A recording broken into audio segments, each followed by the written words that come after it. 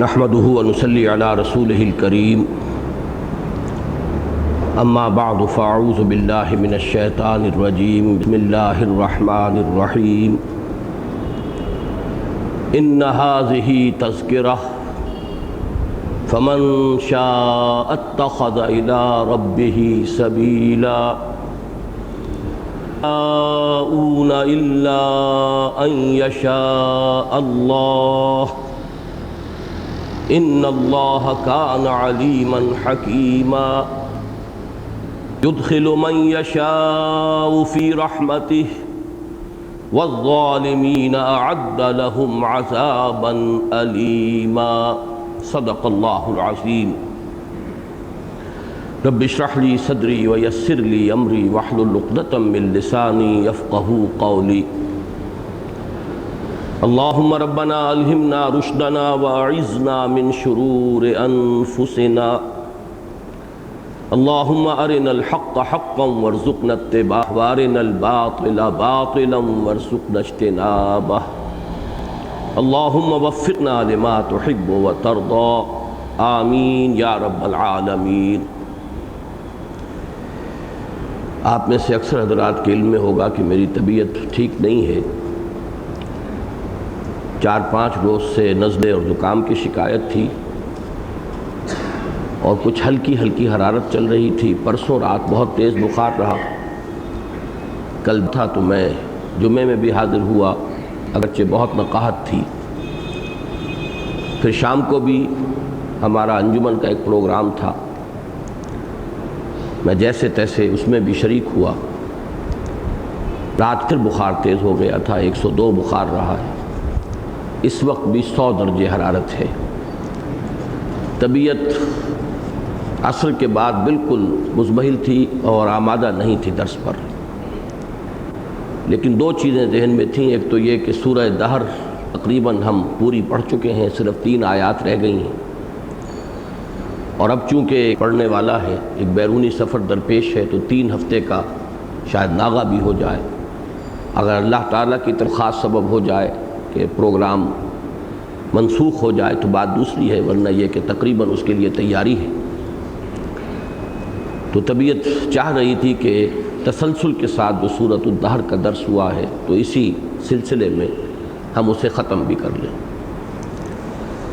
ایک خیال یہ بھی تھا کہ آپ حضرات آئیں گے، دور دور سے آپ لوگ آتے ہیں موسم کی شدت کے باوجود، تو اگر درس نہ ہو، چونکہ کل میں نے اعلان کر دیا تھا کہ انشاءاللہ درس ہوگا، تو بہت سے حضرات کے لیے بات بڑی مایوسی کی ہوتی۔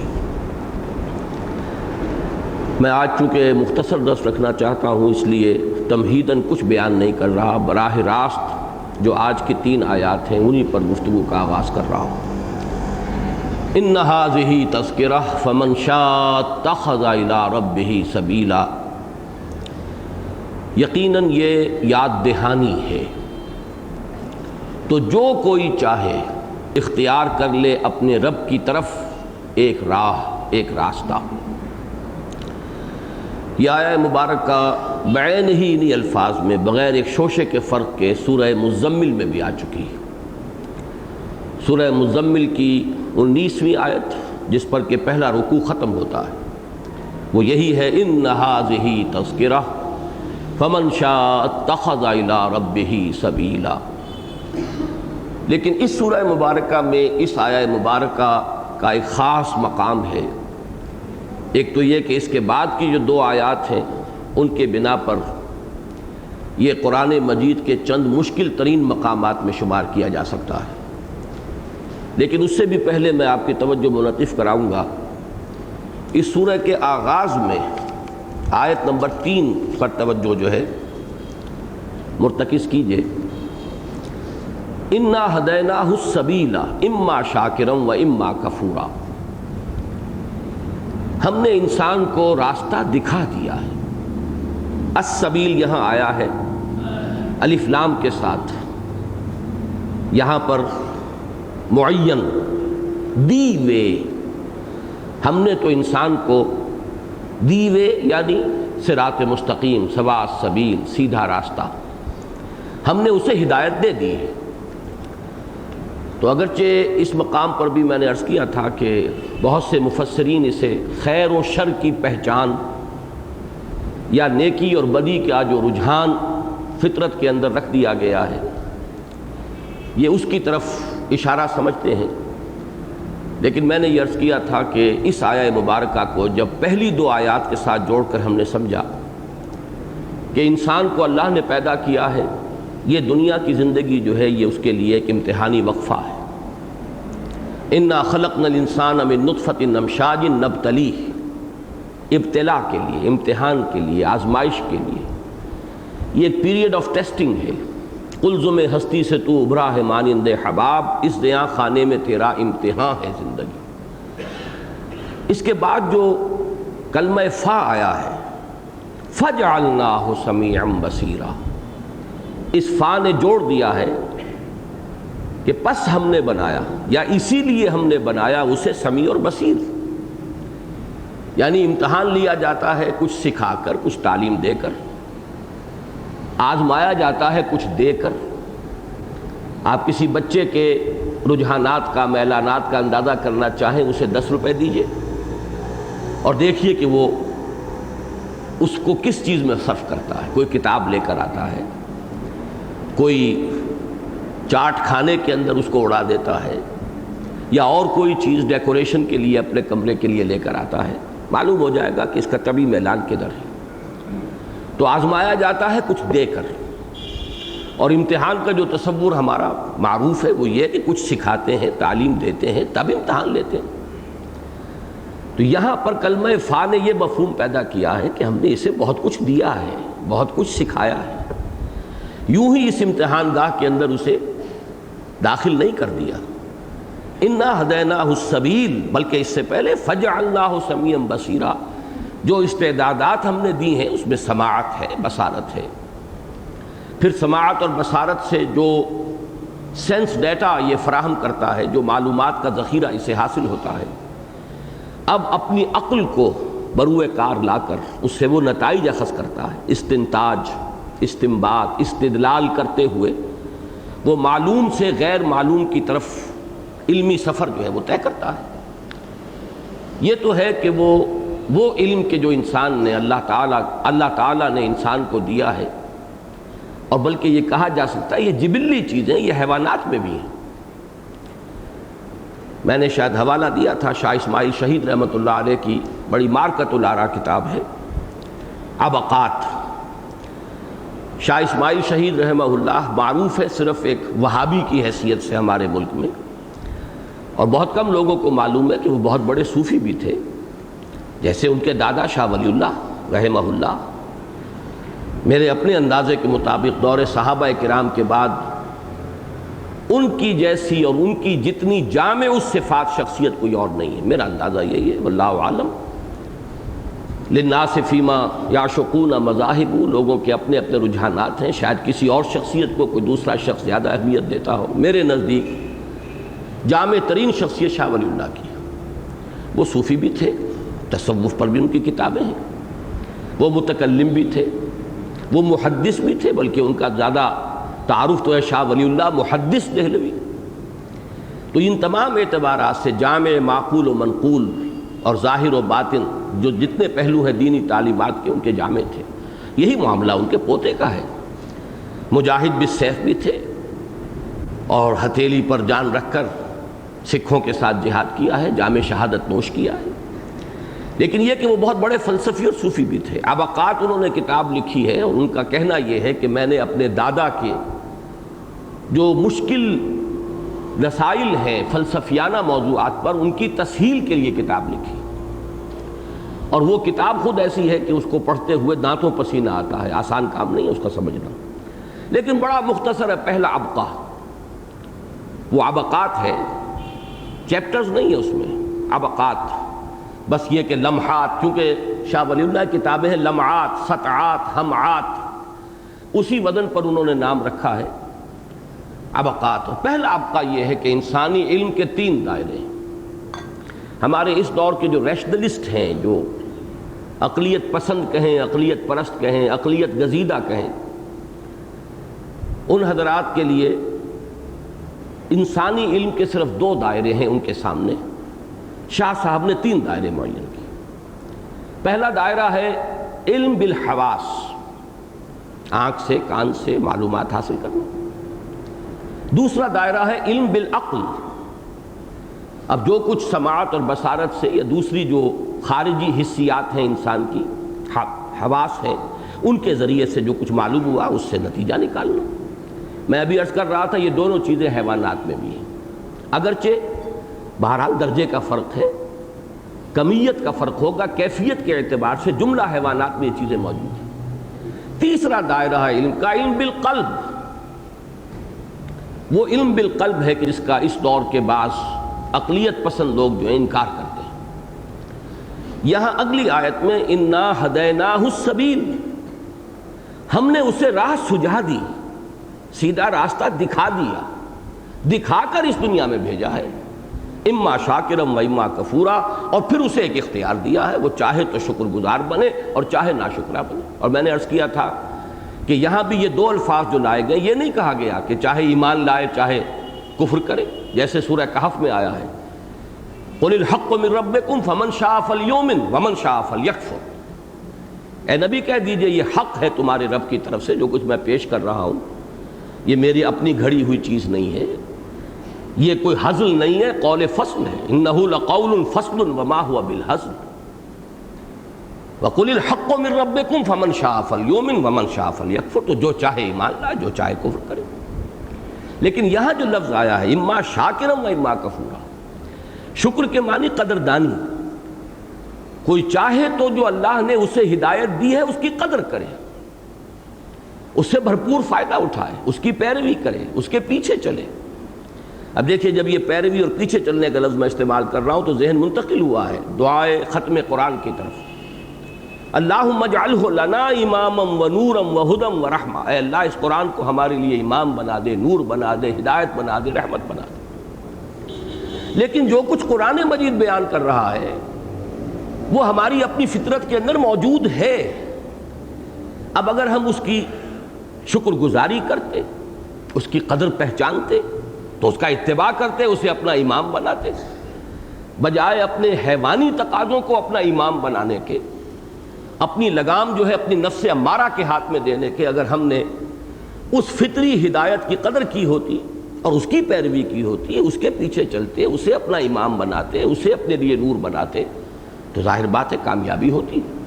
اور جس نے کہ اس نور فطرت کو بجھا دیا، دفن کر دیا، اپنی نفس پرستیوں سے، شہوات سے، خواہشات سے اس کے اوپر پردے ڈال دیے، زنگ لگا دیا، کلا بل ران علی قلوبہم ما کانوا یکسبون، جو کمائی انہوں نے کی ہے اس سے ان کے دلوں پر زنگ آ گیا، پردے پڑ گئے، محجوبون ہیں۔ تو جو شخص در حقیقت اپنی اس فطری ہدایت کی قدر کرے گا وہ ہے کہ جو ہدایت پر آئے گا اور آگے چلے گا، کامیاب ہوگا، اور جو اس کی ناقدری کر رہا ہے اصل میں وہ ہے کہ جو غلط راستہ اختیار کرتا ہے، کفر کا اور کفران نعمت کا۔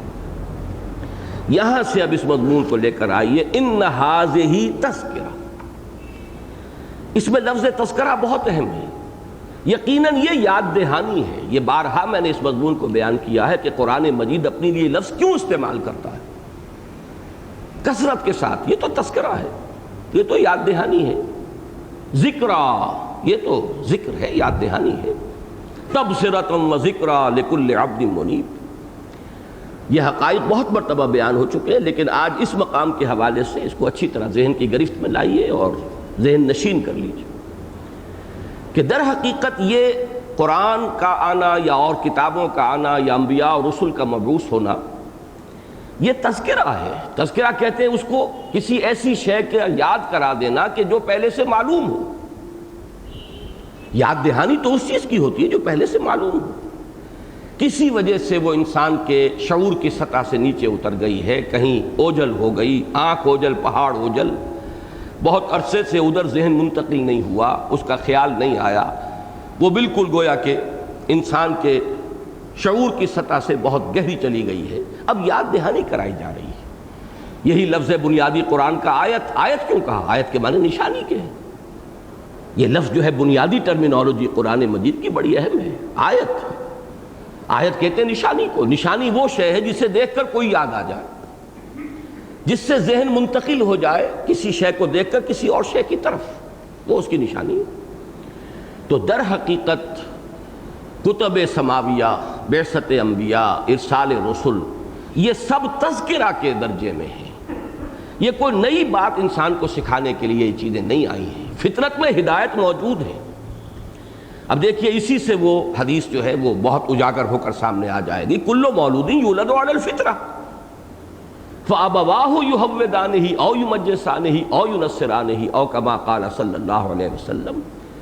ہر بچہ نسل انسانی کا جو پیدا ہوتا ہے وہ فطرت پر پیدا ہوتا ہے، فطرت لے کر آتا ہے۔ اسی لیے میں نے بعض مواقع پر خاص طور پہ توجہ دلائی ہے کہ ہم دو الفاظ گڑمٹ کر جاتے ہیں، ایک جبلت ہے، ایک فطرت ہے۔ ہم کہتے ہیں انسان فطری طور پر کمزور واقع ہوا ہے، یہ جملہ غلط ہو جائے گا۔ فطرت انسانی بڑی عظیم شے ہے، اس میں ضعف کا، کمزوری کا کوئی پہلو نہیں ہے۔ فطرت اللہ التی فطر الناس علیہا، اس فطرت کی تو نسبت اللہ کی طرف ہے، اس لیے کہ اس کا رشتہ روح کے ساتھ ہے۔ جیسے کہ روح کے بارے میں فرمایا یسألونک عن الروح قل الروح من امر ربی وما اوتیتم من العلم الا قلیلا۔ تو روح کا تعلق ذات باری تعالیٰ کے ساتھ ہے۔ فطرت جو ہے فطرت اللہ ہے، اس میں کوئی ضعف نہیں ہے۔ ضعف جو بھی ہے خلق الانسان ضعیفا یا خلق الانسان من عجل، انسان میں جو جلد بازی ہے، ضعف ہے، کمزوری ہے، شح ہے، احضرت الانفس شح، انسان لالچی ہے، حریص ہے، بخیل ہے، یہ ساری کمزوریاں انسان کی اس کی فطرت کی نہیں ہے، در حقیقت جبلت کہہ لیجئے، خلقت کہہ لیجئے، یہ خلقی کمزوریاں ہیں انسان کی، یہ جبلی کمزوریاں ہیں انسان کی۔ فطرت انسانی بڑی عظیم شے ہے، اس کا تعلق اللہ کی ذات کے ساتھ ہے، اس فطرت میں وہ ہدایت مضمر ہے۔ یہی بات ہے جس کو کہ سورہ نور کی جو آیات نور ہیں ان کے حوالے سے میں نے بیان کیا کہ ایمان حقیقت میں کیا ہے؟ ایمان ایک نور ہے، اور یہ دو انوار سے مل کر مرکب ہوا ہے، نور فطرت اور نور وحی۔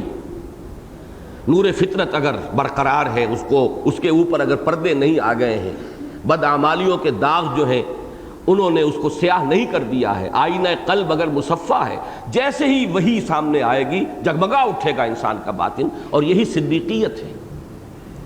صدیق کو کیوں کوئی ہچکچاہٹ نہیں ہوتی، کوئی وقت نہیں لگتا؟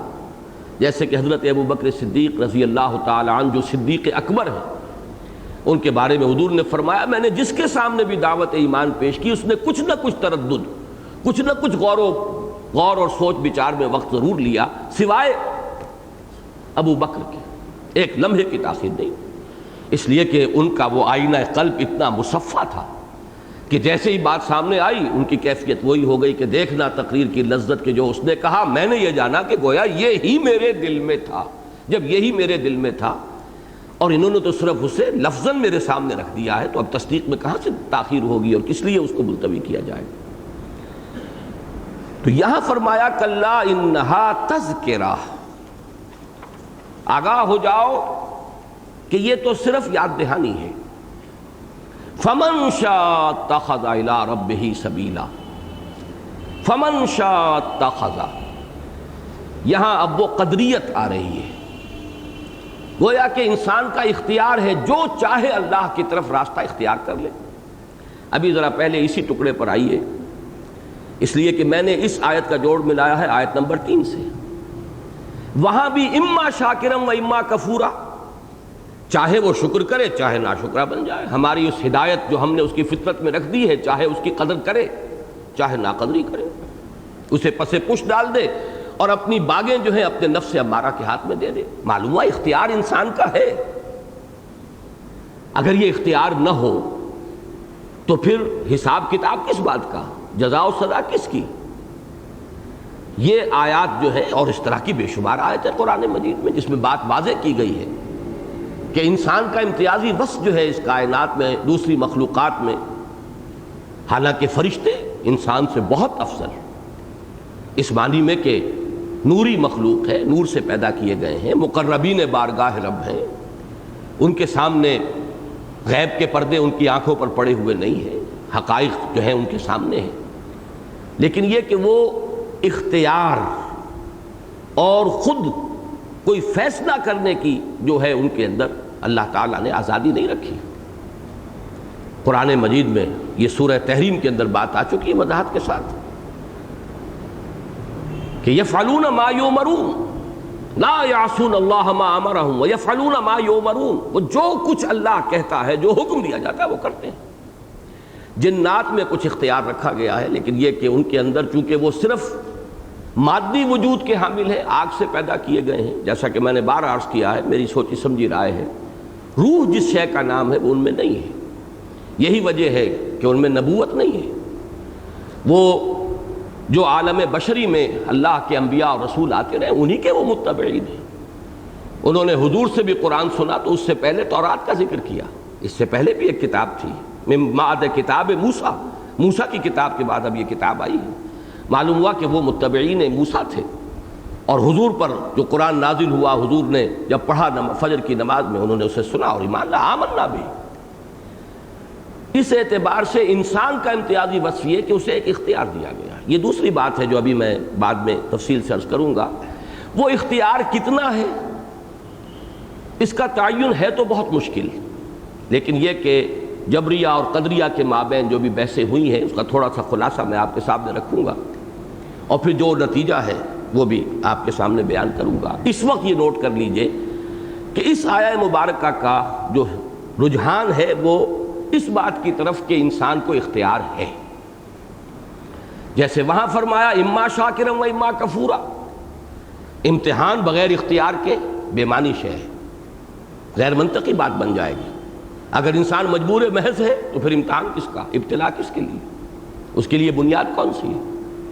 تو اما شاکرا و اما کفورا میں بھی اختیار اور انسان کا اپنے افعال پر خود قادر ہونا، فیصلہ کرنا، اور اسی فیصلے کے اعتبار سے پھر اس کے لیے سزا ہے یا جزا ہے، اجر و ثواب ہے یا عذاب ہے۔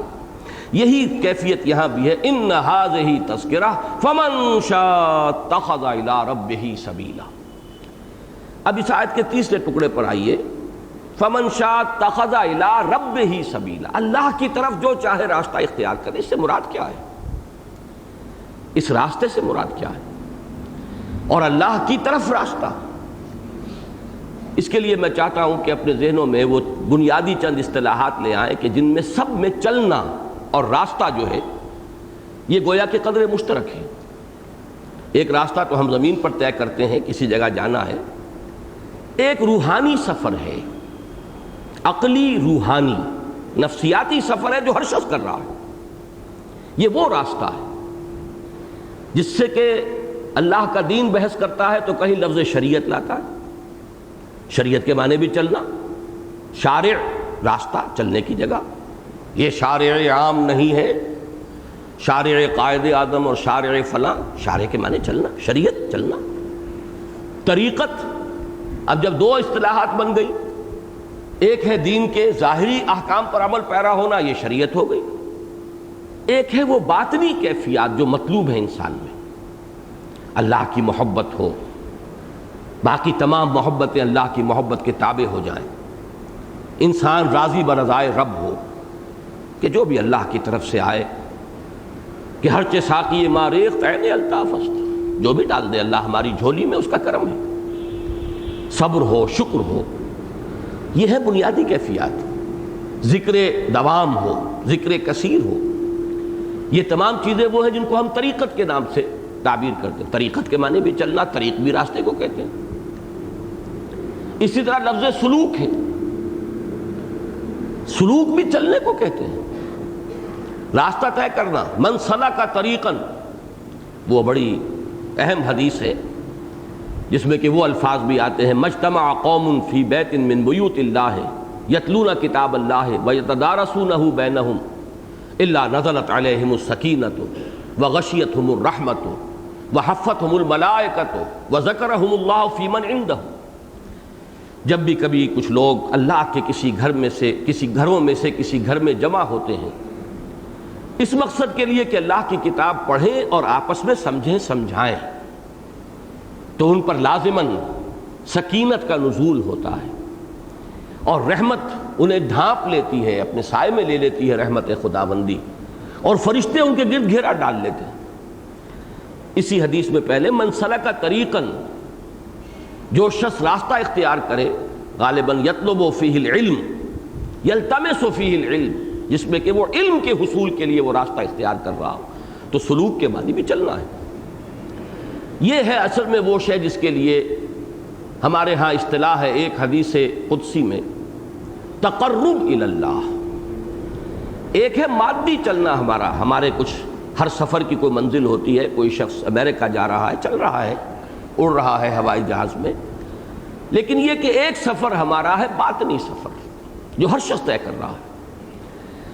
یا تو وہ ہر لحظہ اللہ سے دور تر ہو رہا ہے، جیسے جیسے نفسانیت کا غلبہ ہوتا چلا جائے گا، جیسے جیسے حیوانی خواہشات کا اس پر تسلط بڑھتا چلا جائے گا، وہ اللہ سے اور دور تر ہوتا چلا جائے گا، جس کا کہ سورہ قیامہ میں ذکر آیا کلا انہم عن ربہم یومئذ لمحجوبون، محجوب ہو جائیں گے اللہ سے اس دن جس دن کے اہل ایمان اللہ کا دیدار حاصل کریں گے۔ یہ جو ہیں یہ اوٹ میں رہیں گے، یہ دور رہے۔ تو ایک ہے تقرب الی اللہ، انسان اگر اس کے لیے پہم کوشاں ہو، جس کے لیے دو اصطلاحات آئیں، تقرب بالفرائض، تقرب بالنوافل۔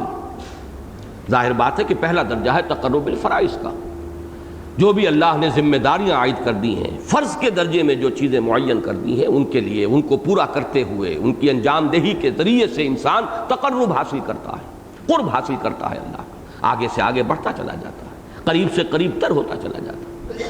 ایک حدیث میں بڑے پیارے الفاظ آئے ہیں جس میں کہ حضرت معاذ ابن جبل نے واقعہ بیان کیا ہے، غزوہ تبوک کی طرف جاتے ہوئے یا واپسی پر یہ واقعہ پیش آیا کہ حضور بھی اونٹنی پر تھے اور سارے لوگ جو ہے سواریوں پر تھے، لیکن رات بھر چونکہ سفر کیا تھا، فجر کی نماز کے بعد پھر سفر، جب تک کہ تمازت زیادہ تیز نہیں ہو جاتی تھی دھوپ کی، لیکن اونگ تھی، سب لوگ اونگ گئے، اور فتفرقت بہم رکابہم، ان کی سواریاں انہیں لے کے ادھر ادھر متفرق ہو گئیں، بلکہ کہیں کوئی اونٹنی رک بھی گئی ہوگی کسی کیکر کے درخت میں منہ مارنے کے لیے، کچھ پتے کھانے کے لیے۔ حضرت معاذ بن جبل فرماتے میں لگا رہا، میں نے چونکہ ایک خاص ذہن میں دھن لگی ہوئی تھی، ایک فکر تھی کہ کبھی تخلیہ میسر آئے تو حضور سے ایک سوال کروں گا، اس کا جواب دوں گا، لہذا میں لگا رہا۔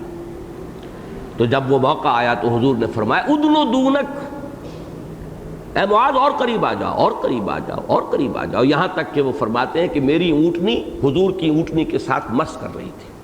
تب پھر وہ سوال کیا، وہ بات میں اس وقت تفصیل میں نہیں جانا چاہتا، بہت لمبی بات ہو جائے گی۔ یوں سمجھئے کہ اللہ تو ہر وقت پکار رہا ہے، ادنو دونک، اور قریب آ جاؤ مجھ سے، ہم تو مائل بے کرم ہیں، کوئی سائل ہی نہیں، راہ دکھلائیں کسے، رہنم منزل ہی نہیں، ہماری رحمت تو منتظر رہتی ہے۔ اب دیکھیے وہی ساری چیزیں جو پہلے بھی بہت مرتبہ آئی ہیں کہ بندہ میری طرف چل کر آتا ہے تو میں دوڑ کر آتا ہوں، بندہ میری طرف بالش بھر آتا ہے میں ہاتھ بھر آتا ہوں، بندہ میرا ذکر اپنے دل میں کرتا ہے میں بھی اپنی جی میں اسے یاد کرتا ہوں، اور اگر وہ کسی محفل میں میرا ذکر کرتا ہے میں اس سے کہیں اعلیٰ محفل میں اس کا تذکرہ کرتا ہوں۔ وہ تو ظاہر بات ہے مقربین بارگاہ جو ملائکہ ہیں ان کی محفل ہے، ملائے اعلیٰ، اس میں اللہ ذکر کرتا ہے میرا فلاں بندہ اس وقت مجھے یاد کر رہا ہے، میرا ذکر کر رہا ہے کسی محفل میں۔ اس محفل سے وہ شعر یاد آ گیا ہے، بہت بڑا پیارا شعر ہے، خدا خود میر محفل بود اندر لامکاں خسرو، محمد شمع محفل بود شب جائے کہ من بودم۔ ایک محفل لامکاں بھی ہے جس کا میر محفل خود اللہ ہے، اور اس کی شمع محفل محمد الرسول اللہ ہے۔ محمد شمع محفل بود، خدا خود میر محفل بود اندر لامکاں خسرو، اور محمد شمع محفل بود شب جائے کہ من بودم، اللہ اس محفل میں تذکرہ کرتا ہے۔ تو یہی ہے در حقیقت فمن شاء اتخذ الی ربہ سبیلا۔ افسوس یہ ہے کہ ہمارے سامنے جو مذہبی مزاج کے لوگ بھی ہیں، یہ اللہ کی طرف چلنے کا وہ راستہ جو ہے ظاہری راستہ، شریعت کا راستہ، احکام دین پر عمل پیرا ہونے والا راستہ، یا جسے ہم کہیں کہ فرائض کی ادائیگی کے ذریعے سے تقرب کا راستہ، یہ تو ہے، جن کو بھی اللہ نے توفیق دی ہے اپنے امکان بھر کوشش کر رہے ہیں، لیکن افسوس کہ یہ جو اصل ہے سلوک اور یہ تقرب اللہ، قرب خداوندی کے حصول کے لیے کوشاں رہنا، اس کی طرف توجہ نہیں ہے۔ اور یہ بھی اصل میں شاخسانہ ہے، نتیجہ ہے اسی کا کہ یہ دور مادہ پرستی کے غلبے کا دور ہے۔ ظاہری چیزیں، محسوس چیزیں ہی ہماری توجہ اور ہمارے غور و فکر کا اصل مرکز و محور بن گئی. باطنی حقائق کو ہم مان لیتے ہیں، جب مسلمان ہیں مانیں گے، فرشتے کا وجود ہے مانیں گے، اللہ تعالیٰ کی ہستی کو مانیں گے، سب چیزیں مانیں گے، لیکن یہ کہ ماننا کافی نہیں ہے جب تک کہ اس کی نسبت و تناسب وہی نہ ہو، اسی درجے کا یقین بلکہ اس سے زیادہ یقین نہ ہو. یہ امور غیبی جو ہیں ان پر جب تک کہ انسان کا یقین اس محسوسات کے عالم میں جو اس کا یقین ہے اس سے کہیں بڑھ کر نہ ہو، اس وقت تک اصل ایمانی حقائق اور اصل ایمان کی جو لذت ہے وہ انسان کو حاصل نہیں ہوتی. اب آگے چلیے، وما تشاءون الا ان یشاء اللہ. دو آیات تو جیسا کہ میں نے عرض کیا اس سورہ مبارکہ کی وہ اس بات کی طرف ہے کہ جو سب کے سامنے ہے، ہر شخص محسوس کرتا ہے، ہمارے اندر اختیار ہے، چوائس ہمارے ہاتھ میں ہے. یہ ایک باطنی ہماری خود ایک کیفیت ہے جس سے ہر شخص محسوس کرتا ہے اپنے اندر، مجھے اختیار ہے میں ادھر جاؤں یا ادھر جاؤں. سائل آیا ہے، اس نے ہاتھ اپنا پھیلا دیا ہے، مجھے اختیار ہے کچھ اس کے ہاتھ میں رکھوں یا نہ رکھوں. یا کوئی اور مرحلہ پیش آ گیا ہے، مجھے اختیار ہے چوز کرنے کا کہ میں ادھر جاؤں یا ادھر جاؤں. لیکن یہ کہ وما تشاءون الا ان یشاء اللہ، اس کا ترجمہ ابھی میں کر رہا ہوں مبہم، واضح نہیں کر رہا، اگرچہ فعل مضارع کا جو تقاضا ہے وہ اس ابہام کے ذریعے سے زیادہ صحیح ترجمانی ہوتی ہے. اور نہ چاہو تم، اگر نہ چاہے اللہ. فعل مضارع کے اندر بھی چونکہ حال اور مستقبل دونوں کا معاملہ ہے، فعل ماضی کے اندر قطعیت ہوتی ہے، وہ ایک شے ہو چکی، اب اس کے بارے میں کسی شک و شبے کی گنجائش نہیں. لیکن فعل مضارع عام طور پر آتا ہے ایک اوپن امکان کو لے کر، ایک کھلا امکان ہے. وما تشاءون، نہ چاہو تم، الا ان یشاء اللہ، مگر یہ کہ اللہ چاہے. اب اس کے ترجمے دو طریقے پر ہو سکتے ہیں. ایک تو یہ کہ اس مقام کے ضمن میں ایک امام راضی نے ایک جملہ لکھا ہے، مجھے بہت پسند آیا ہے، جیسے وہ جملہ مجھے بہت پسند ہے اور وہ آج اس لیے دوبارہ دہرا رہا ہوں کہ در حقیقت اس مسئلہ جبر و قدر کے ڈانڈے بھی ملتے ہیں اسی فلسفہ وجود کے ساتھ، وحدت الوجود یا وحدت الشہود. تو وہ جو آیہ مبارکہ ہے هو الاول والآخر والظاہر والباطن، اس کے بارے میں نے کئی مرتبہ آپ کو سنایا کہ امام راضی محسوس ایسا ہوتا ہے جیسے کھڑے کانپ رہے. اعلم ان هذا المقام مقام غامض مہیب عمیق. ہوشیار کے رہبر دم تیغست قدم رہا، ہوشیار ہو جاؤ، اس وقت تمہارا راستہ تلوار کی دھار کے اوپر سے گزرنے والا ہے، ہوش کے ساتھ. تو آگاہ ہو جاؤ کہ یہ مقام بہت غامض ہے، بہت عمیق ہے، بہت پر ہیبت. بالکل اسی طرح کا ایک جملہ لکھا ہے بہت پیارا امام راضی نے، وعلم، آگاہ ہو جاؤ، ان هذه الآیۃ من جملۃ الآیات التي تلاطمت فیها امواج الجبر والقدر. جان لو کہ یہ مقام بھی اور یہ آیت بھی قرآن مجید کی من جملہ ان آیات کے ہے جن میں جبر و قدر کی موجیں متلاطم ہیں. متلاطم کے معنی موجوں کا گڈمڈ ہو جانا، ایک موج چڑھی آ رہی ہے دوسری موج اس پر چڑھ گئی ہے، اس کا نام تلاطم ہے. تو وَعْلَمْ أَنَّ هَذِهِ الْآيَةَ مِن جُمْلَةِ الْآيَاتِ الَّتِي تَلَاطَمَتْ فِيهَا أَمْوَاجُ الْجَبْرِ وَالْقَدْرِ. جان لو کہ یہ مقام من جملہ ان مقامات کے ہیں جن میں جبر و قدر کی موجیں آپس میں گتھم گتھا ہو گئی ہیں، گڈمڈ ہو گئی ہیں، مل جل گئی. اس لیے کہ پہلے تو فرمایا من شاء اتخذ الی ربہ سبیلا، گویا کہ مشیت انسان کی فیصلہ کن ہے، وہ چاہے خیر کا راستہ اختیار کرے چاہے شر کا راستہ اختیار کرے، اما شاکرا و اما کفورا، چاہے تو شکر گزار ہو چاہے ناشکرا رہے. یہاں فرمایا وما تشاءون. اب اس کے ترجمے دو طریقے سے ممکن ہیں. ایک طریقہ وہ ہوگا کہ جو قدریہ کی طرف اس کا رجحان جائے گا اور اس میں کوئی خاص اشکال بھی نہیں ہوگا، وہ آسان ترجمہ ہوگا، ترجمانی ہوگی. وہ یہ ہوگا کہ اور تمہارے چاہے کچھ نہیں ہو سکتا اگر نہ چاہے اللہ.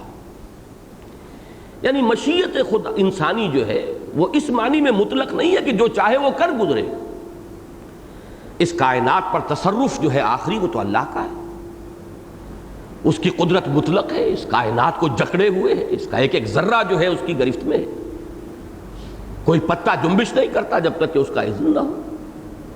یہ کائنات جو ہے جس کو کہ قرآن مجید بار بار اس طرح بیان کرتا ہے کہ اللہ آسمانوں اور زمین کو پیدا کر کے کہیں معطل ہو کر نہیں بیٹھ گیا، ثم استوى علی العرش، پھر وہ عرش پر متمکن ہوا ہے، اس کا اختیار ہے، اس کی قدرت ہے، کوئی شے اس کی قدرت سے باہر نہیں ہے، لہذا تم چاہو اور وہ شے ہو جائے یہ ضروری نہیں ہے، بلکہ کسی بھی فعل کے وجود میں آنے کے لیے دو چیزیں لازم ہیں، ایک آپ کی خواہش، آپ کا ارادہ، آپ کی مشیت، پھر مشیت ہستی اگر اذن رب ہوگا، میں چاہتا ہوں کہ اپنے ہاتھ کو اٹھاؤں، نہیں اٹھا سکتا اگر اللہ کا اذن نہ ہو، آپ کوئی اور کام کرنا چاہتے ہیں نہیں کر سکتے جب تک کہ اللہ کا اذن نہ ہو، کر سکنا جو ہے وہ آپ کے اختیار میں نہیں ہے، کرنے کا ارادہ کرنا آپ کے اختیار میں ہے۔ اس کو ہمارے ہاں جو معتدل حضرات ہیں جبریہ اور قدریہ کے بین متکلمین کی بہت بڑی اکثریت، انہوں نے اس کو یوں تعبیر کیا ہے کہ کاسب اعمال انسان ہے، خالق اعمال اللہ ہے۔ یہ عمل ہے، میں نے اسے اٹھایا، یہ ایک عمل ہے، اس عمل کا خالق اللہ ہے۔ کتنی قوتیں ہیں کہ جو اس کے اندر، اور کتنے عناصر ہیں فطری کے جو اس کے اندر درمیان میں حائل ہوں گے۔ ہوا کا پریشر ہے، سب سے پہلے تو یہ کہ میں نے ارادہ کیا ہے، اسی وقت ہو سکتا ہے کہ فالج گر جائے، میرا ہاتھ وہیں کا وہیں رہ جائے، میرا پورا جسمانی نظام اللہ کی مشیت میں جکڑا ہوا ہے، اس کا اذن ہے تو دل دھڑک رہا ہے، اس کا اذن نہ ہو تو دل بند ہو جائے۔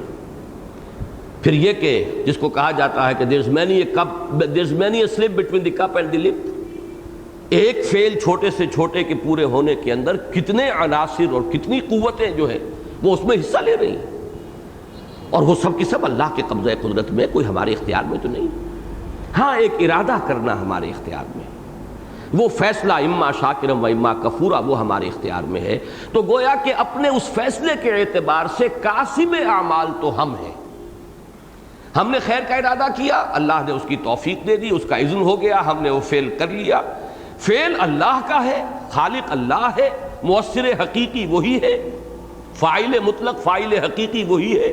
وہ جملہ بھی ذہن میں تازہ کر لیجئے جو بارہا میں نے آپ کو سنایا ہے، شیخ عبد القادر جیلانی رحمۃ اللہ علیہ کا، جو انہوں نے اپنے بیٹے کے لیے جو وصایا تحریر کی تھی، اس میں یہ جملہ ہے، اے میرے بچے اس حقیقت کو ذہن نشین کر لے کہ لا فاعل فی الحقیقت ولا مؤثر الا اللہ، حقیقت میں کوئی فاعل اور کوئی مؤثر نہیں ہے سوائے اللہ کے۔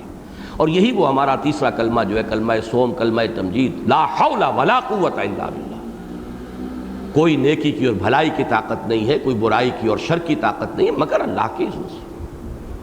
یہ تو ایمان کی یوں سمجھیے کہ لازمی تقاضوں میں سے ہے۔ تو یہاں تک تو مفہوم اگر ہو کہ تمہارے چاہے کچھ ہو نہیں سکتا، آپ چاہتے ہیں کہ تہجد پڑھیں لیکن آنکھ نہیں کھلی، یا یہ کہ کوئی اور اس وقت طبیعت کے اوپر کسی اور طرح کی رکاوٹ ہو گئی، چاہا تھا، آپ نے ارادہ کیا تھا، ارادہ کر کے سوئے تھے، اس ارادے کا بھی آپ کو اجر مل جائے گا۔ آپ گھر سے نکلے اس ارادے سے کہ چوری کریں، نہیں کر پائے، موقع ہی نہیں ہوا، کہیں جو ہے کسی طرح کی رکاوٹ پیش آ گئی، چوری آپ نے نہیں کی لیکن آپ کاسب ہو گئے ہیں۔ اگرچہ یہ اللہ کا فضل و کرم ہے بہت بڑا انسان پر، جو اس کی رعایتیں ہیں، جن میں سے ایک بہت بڑی رعایت یہ ہے کہ اگر دل میں نفاق نہیں ہے تو چاہے مثبت طور پر ایمان متحقق نہ ہو، اللہ تعالیٰ اعمال کو قبول کر لیتا ہے، بہت بڑی رعایت ہے۔ ورنہ اصول تو یہ ہونا چاہیے کہ اگر دل میں ایمان حقیقی نہیں ہے تو کوئی عمل قبول نہ ہو۔ لیکن سورہ حجرات کی وہ آیت نمبر 13 جو ہے، قالت الاعراب آمنا قل لم تؤمنوا ولكن قولوا اسلمنا ولما يدخل الايمان في قلوبكم لیکن وَإِن تُطِيعُوا اللَّهَ وَرَسُولَهُ لَا يَلِدْكُم مِّنْ أَعْمَالِكُمْ شَيْئًا۔ یہ بدو کہتے ہیں ہم ایمان لے آئے، اے نبی ان سے کہہ دیجئے تم ایمان ہرگز نہیں لائے، بلکہ یوں کہو کہ ہم مسلمان ہو گئے، ہم نے اطاعت قبول کر لی، اور ابھی تک ایمان تمہارے دلوں میں داخل نہیں ہوا ہے، لیکن اگر تم اطاعت پر کاربند رہو گے اللہ کے اور اس کے رسول کی تو اللہ تمہارے اعمال میں کوئی کمی نہیں کرے گا۔ یہاں رعایت ہے، اسی لیے دو اسماء جو ہیں اس آیت کے آخر میں، ان اللہ غفور الرحیم، اللہ غفور ہے، اللہ رحیم ہے، یہ اس کی شان رحیمی اور شان غفاری کا صدقہ ہے کہ اگرچہ وہ ایمان تمہارے دلوں میں ابھی تک داخل نہیں ہوا، لیکن چونکہ بدنیتی بھی نہیں ہے، نفاق بھی نہیں ہے، دھوکہ دینے کا ارادہ بھی نہیں ہے، تو اللہ تعالیٰ اس حال میں تمہارے اعمال کو قبول فرما لے گا۔ اسی قسم کی رعایت یہ ہے کہ انسان جب نیکی کا ارادہ کرتا ہے تو اس کا اجر اس کے لیے معین ہو گیا، چاہے بالفعل وہ نیکی نہ کر پایا ہو، کوئی رکاوٹ آ گئی۔ اسی کے ذیل میں آیا ہے کہ ایک بندہ جو بھی خیر کا کام کرتا رہتا ہو، اگر کسی سبب سے وہ معذور ہو جائے، ایک شخص مستقل طور پہ تہجد پڑھتا ہے لیکن کوئی عارضہ اسے ایسا لاحق ہو گیا کہ اب وہ تہجد نہیں پڑھ پا رہا، تو اسے ثواب ملتا رہے گا اس تہجد کا۔ کوئی شخص کسی اور خیر کے کام میں لگا ہوا ہے، پھر کوئی ایسا حادثہ پیش آ جاتا ہے کہ وہ کام نہیں کر سکتا، تب بھی اسے اس کا اجر ملے گا، اس لیے کہ اس کی نیت، اس کا ارادہ موجود ہے۔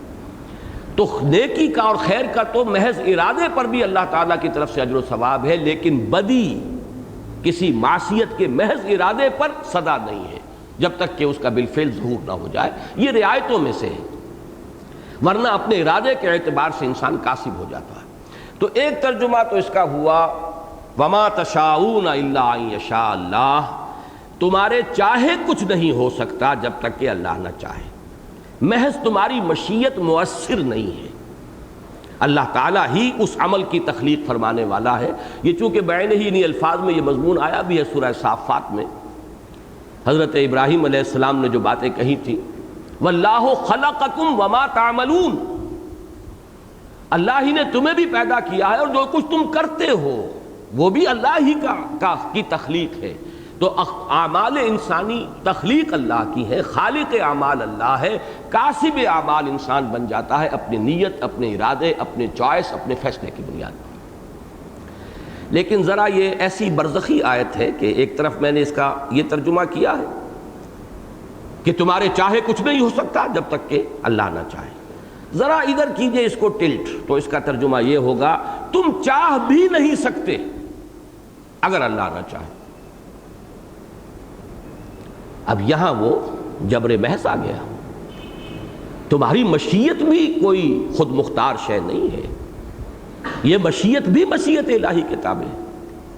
اب دیکھیے انسان کی مشیت، انسان کا ارادہ، ایک تو یہ ہے کہ اس کی مشیت ہے، اللہ کی توفیق ہے، اللہ کا اذن ہے، اب اس سے وہ بات پوری ہو گئی۔ لیکن یہاں یہ ہے کہ تم چاہ بھی نہیں سکتے جب تک کہ اللہ نہ چاہے۔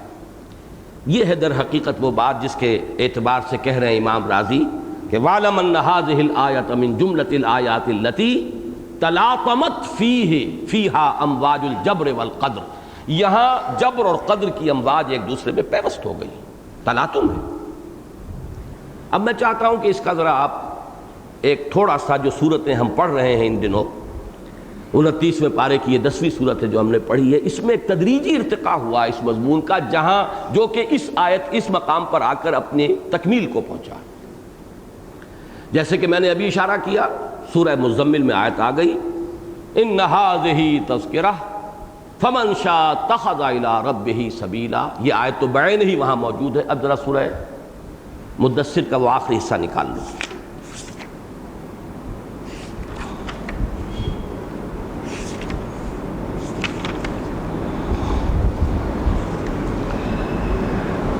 فرمایا کلا انہ تذکرہ، اور نیچے کرو۔ سورہ مزمل اور سورہ مدثر ذہن میں تازہ کر لیے، جوڑا ہے، اس کا جوڑا ہونا ان دو صورتوں کا تو بہت ہی نمایاں ہے۔ یہ من جملہ ان مقامات کے ہے جہاں صورتوں کے مابین نسبت زوجیت بہت ہی نمایاں ہے، جوڑے ہونے کی نسبت۔ یا ایھا المزمل یا ایھا المدثر، پھر اگلی آیت قم، بس یہاں سے اب فرق ہو گیا، ایک ہے رات کا قیام قم اللیل الا قلیلا، ایک ہے دن کا قیام کمر کس لو قم فانذر، اب دعوت تبلیغ اس کے اوپر اپنی پوری توجہ کو مرتکز کر دو پوری قوت کے ساتھ۔ یہاں سے وہ راستے جدا ہوئے ہیں۔ لیکن اب اس میں یہاں بھی دیکھیے کہ سورہ مزمل کا پہلا رکوع ختم ہو رہا ان ھذہ تذکرہ فمن شاء اتخذ الی ربہ سبیلا۔ سورہ مدثر میں بھی جیسے سورہ مزمل کا جو دوسرا رکوع ہے وہ بہت بعد میں نازل ہوا ہے، اس کی بحث تفصیلی میں بیان کر چکا ہوں، اسی طرح کی ایک نہایت طویل آیت جو ہے سورہ مدثر میں ہے، لیکن وہ درمیان میں آ گئی ہے۔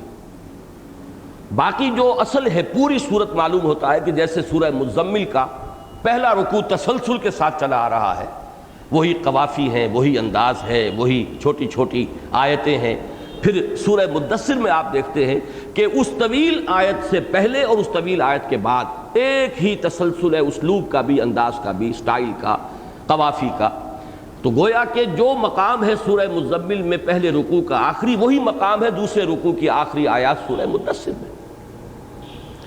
کلا انہ تذکرہ، فرق صرف یہاں ضمیر کا آیا ہے، انہا اور انہو۔ انہا مؤنث ہے، اس سے یا آیت مراد ہوگی یا سورت مراد ہوگی۔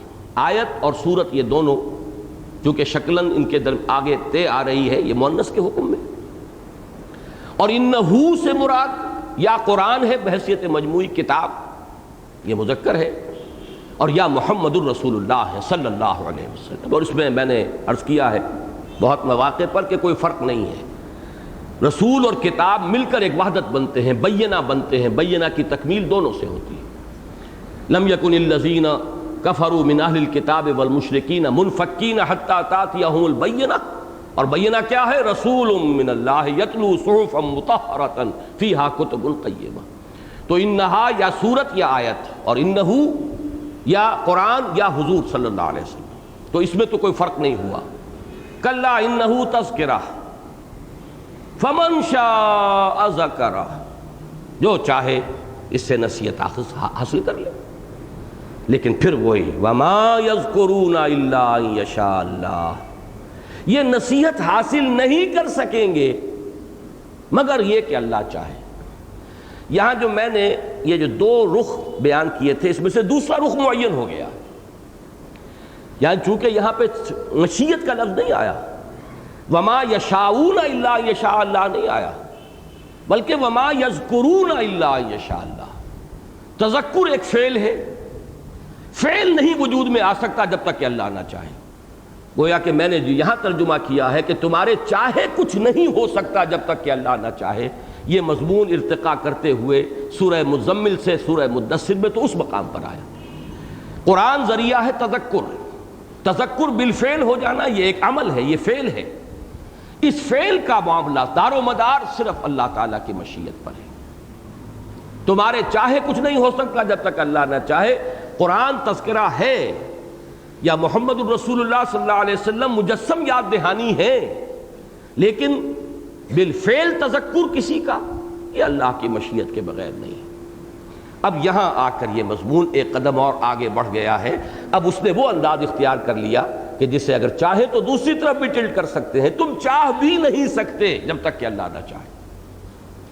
اور میرے نزدیک یہی اس مضمون کا نقطہ عروج ہے، کلائمیکس ہے۔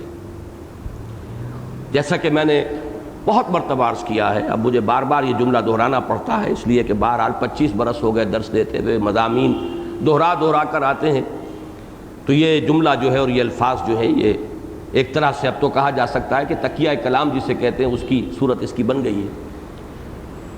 میں نے بارہا یہ عرض کیا ہے کہ اہم مضامین قرآن مجید میں 2 مرتبہ ضرور ہوں گے۔ تو یہ جو کلائمیکس ہے اس مضمون کا جو اس آیہ مبارکہ میں آیا، وما تشاؤون الا ان یشاء اللہ، سورہ تکویر کے آخر میں بالکل بعین ہی یہی چیز موجود ہے۔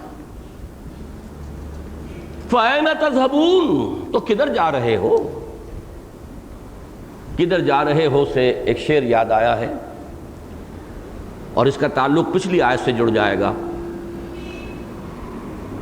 فمن شاء اتخذ الی ربہ سبیلا، ایک بڑا پیارا شعر ہے، اگرچہ کسی نامعلوم شاعر کا ہے اور سادہ سا شعر ہے۔ قدم سوئے مرقد، نظر سوئے دنیا، کدھر دیکھتا ہوں کہاں جا رہا ہوں۔ بڑا پیارا شعر ہے، سادہ شعر۔ آپ سوچئے ایک شخص سڑک پر چلا جا رہا ہے، جا ادھر رہا ہے دیکھ ادھر رہا ہے، کیا ہوگا؟ ہلاکت ہوگی کہ نہیں ہوگی؟ تباہی ہوگی کہ نہیں ہوگی؟ قدم سوئے مرقد، چاروں ناچار ہمارے قدم تو لحد کی طرف جا رہے ہیں، قبر کی طرف جا رہے ہیں، مرقد کی طرف جا رہے ہیں۔ نظر سوئے دنیا، ٹکٹکی لگی ہوئی ہے دنیا کی طرف، مال و اسباب دنیاوی، اسی کی محبت، اسی کی طلب۔ تو قدم سوئے مرقد، نظر سوئے دنیا، کدھر دیکھتا ہوں کہاں جا رہا ہوں، یہی ہلاکت ہے۔ یہی بات وہ ہے جو وہ نظم جو 10ویں جماعت میں پڑھی تھی، Psalm of life, and our hearts though stout and brave, art is long and time is fleeting۔ سورۃ العصر میں اسے کوٹ کیا کرتا ہوں، time is fleeting، the fleeting time، دوڑنے والا وقت نکل جا رہا ہے، ہاتھ سے بھاگا جا رہا ہے۔ والعصر، تیزی سے گزرنے والا زمانہ منادی دے رہا ہے، غافل تجھے گھڑیال یہ دیتا ہے منادی، گردوں نے گھڑی عمر کی ایک اور گھٹا دی۔ تم سمجھ رہے ہو کہ اب میں 50 برس کا ہو گیا، عمر زیادہ ہو گئی، عمر تو کم ہو گئی، ایک سال اور جو ہے جیسے سالگرہ ہوئی عمر میں ایک سال اور کم ہو گیا، بڑھا تو نہیں۔ Art is long and time is fleeting and our hearts though stout and brave۔ اس وقت تو جسم ہے، جوانی ہے، توانائی ہے، دل بڑے قوی ہیں۔ And our hearts though stout and brave still like muffled drums are beating funeral marches to the grave۔ دل کی ہر دھڑکن ہمیں اپنی قبر سے قریب تر کر رہی ہے۔ جیسے کہ فوجی کوئی بڑا جرنیل ہو اور اس کا جب جنازہ چلتا ہے تو بیٹ آف دی ڈرم کے ساتھ ساتھ وہ جنازہ جو ہے اس کی گریو کی طرف بڑھتا ہے، تو ہمارے دل بھی اگرچہ بڑے توانا ہیں، اس وقت بڑی قوت ہے اس کے اندر، لیکن یہ ہے کہ still like muffled drums are beaten funeral marches to the grave۔ beating، وہ دل دھڑک رہے ہیں اور گویا کہ ہر دھڑکن کے ساتھ جیسے کہ drum of the beat of the drum کے ساتھ جو جنازہ آگے بڑھ رہا ہے، تو بیٹ آف دی ہارٹ کے ساتھ ہمارے قدم بھی قبر کی طرف جا رہے ہیں۔ تو فرمایا فَأَيْنَ تَذْهَبُونَ، یہ سورہ تکویر، کدھر جا رہے ہو، ہوش میں آؤ۔ فَأَيْنَ تَذْهَبُونَ إِنْ هُوَ إِلَّا ذِكْرٌ لِّلْعَالَمِينَ۔ اب دیکھیے یہاں پھر وہ ضمیر جو ہے وہ آ گئی ہے مذکر کی، ہٹا دیا وہ مقام۔ سورہ تکویر کی آیات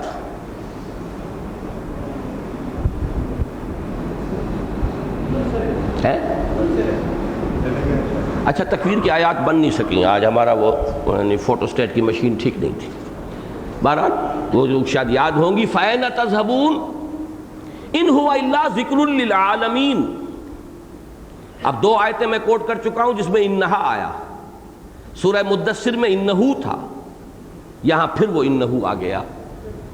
فَأَيْنَ تَذْهَبُونَ، کہاں جا رہے ہو؟ یہ جو ہے ان ہوا الا ذکر للعالمین، نہیں ہے یہ مگر ایک یاد دہانی تمام جہان والوں کے لیے۔ لمن شاء ان یستقیم، ہر اس شخص کے لیے جو چاہتا ہے کہ سیدھا ہو جائے، سیدھا راستہ اختیار کرے، صحیح رخ پر آ جائے۔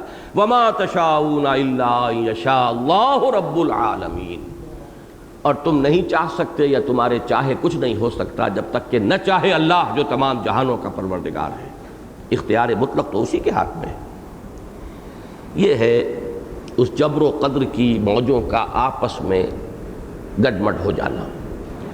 اس ضمن میں اب چند باتیں آپ سے عرض کر دوں۔ ہمارے ہاں اس موضوع پر چونکہ قرآن مجید میں بہت سی آیات وہ ہیں کہ جو اس بات کی طرف اشارہ کرتی ہیں کہ انسان خود فیصلہ کرتا ہے، خود عمل کرتا ہے، یہی وجہ ہے کہ جزا و سزا کا مستوجب ہے، چاہے صحیح راستہ اختیار کرے تو اس کے لیے ثواب ہے، جزا ہے، غلط راستہ اختیار کرے گا تو عذاب ہے، سزا ہے۔ لیکن ساتھ ہی اللہ کی قدرت کاملہ، اللہ کی مشیت، یوں سمجھیے کہ مشیت مطلقہ، اس کا فیصلہ وہی ہے کہ جو کرتا ہے، فاعل حقیقی وہی ہے، فاعل مطلق وہی ہے، قادر مطلق وہی ہے۔ تو یہ آیات ہیں۔ مولانا مودودی نے جو کتابچہ لکھا ہے، رسالہ کہیے، مسئلہ جبر و قدر پر بڑی تفصیل سے انہوں نے قدریہ کا مسلک اور اس کے لیے قرآن مجید کی آیات جن سے وہ استدلال کرتے ہیں، جبریہ کا مسلک اور جو آیات قرآن مجید کی ان کی رخ کی طرف جس کا اشارہ ہے اور وہ جبریہ کی طرف جو ہے استدلال جو ہے انہیں اس سے ملتا ہے، وہ ساری تفصیل دے دی ہے، میں اس تفصیل میں اس وقت نہیں جانا چاہتا۔ البتہ یہ جان لیجئے کہ اس بحث کا آغاز ہو گیا تھا تابعین ہی کے دور میں۔ صحابہ کرام کے بارے میں یہ بات ہمارے سامنے رہنی چاہیے، ان کا مزاج بالعموم فلسفیانہ نہیں تھا، خاص طور پر منطقی فلسفہ جو ہے، منطق کی بنیاد پر فلسفہ، بال کی کھال اتارنا، منطق جو ہے قرآن مجید کا بھی عام اسلوب منطقی نہیں ہے اور صحابہ کا انداز بھی منطقی نہیں تھا۔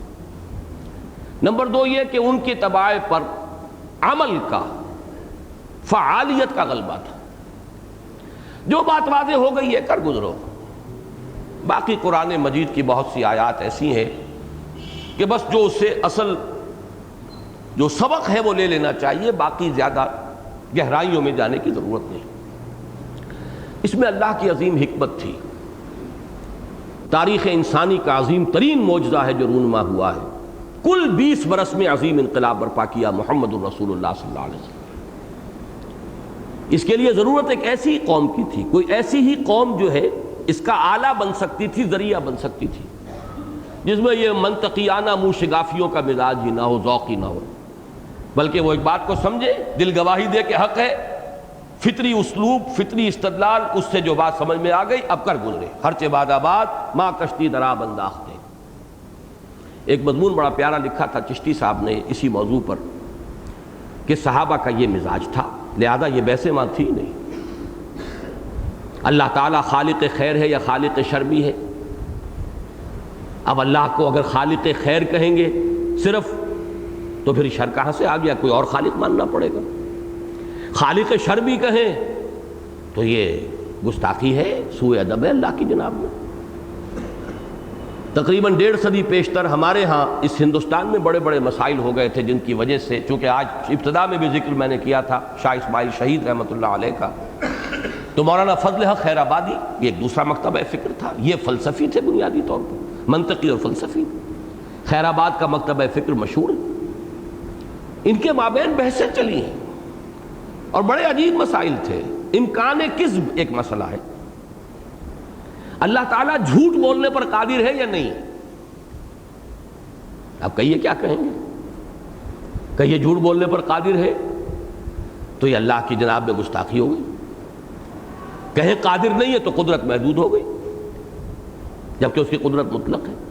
یہ بحثیں جو ہیں یہ بعد کے دور میں تو چلی ہیں، لیکن یہ کہ صحابہ کرام کے ہاں آپ کو ان بحثوں کا کوئی تذکرہ نہیں، بلکہ یہ کہ خاص طور پر جبر و قدر کے مسئلے میں تو روکا ہے حضور نے صلی اللہ علیہ وسلم۔ یہ واقعہ پیش آیا کہ حضور اپنے حجرے سے برآمد ہوئے تو کچھ صحابہ تھے مسجد میں اور ان کی آوازیں بلند ہو گئی تھی آپس میں بحث کرتے ہوئے۔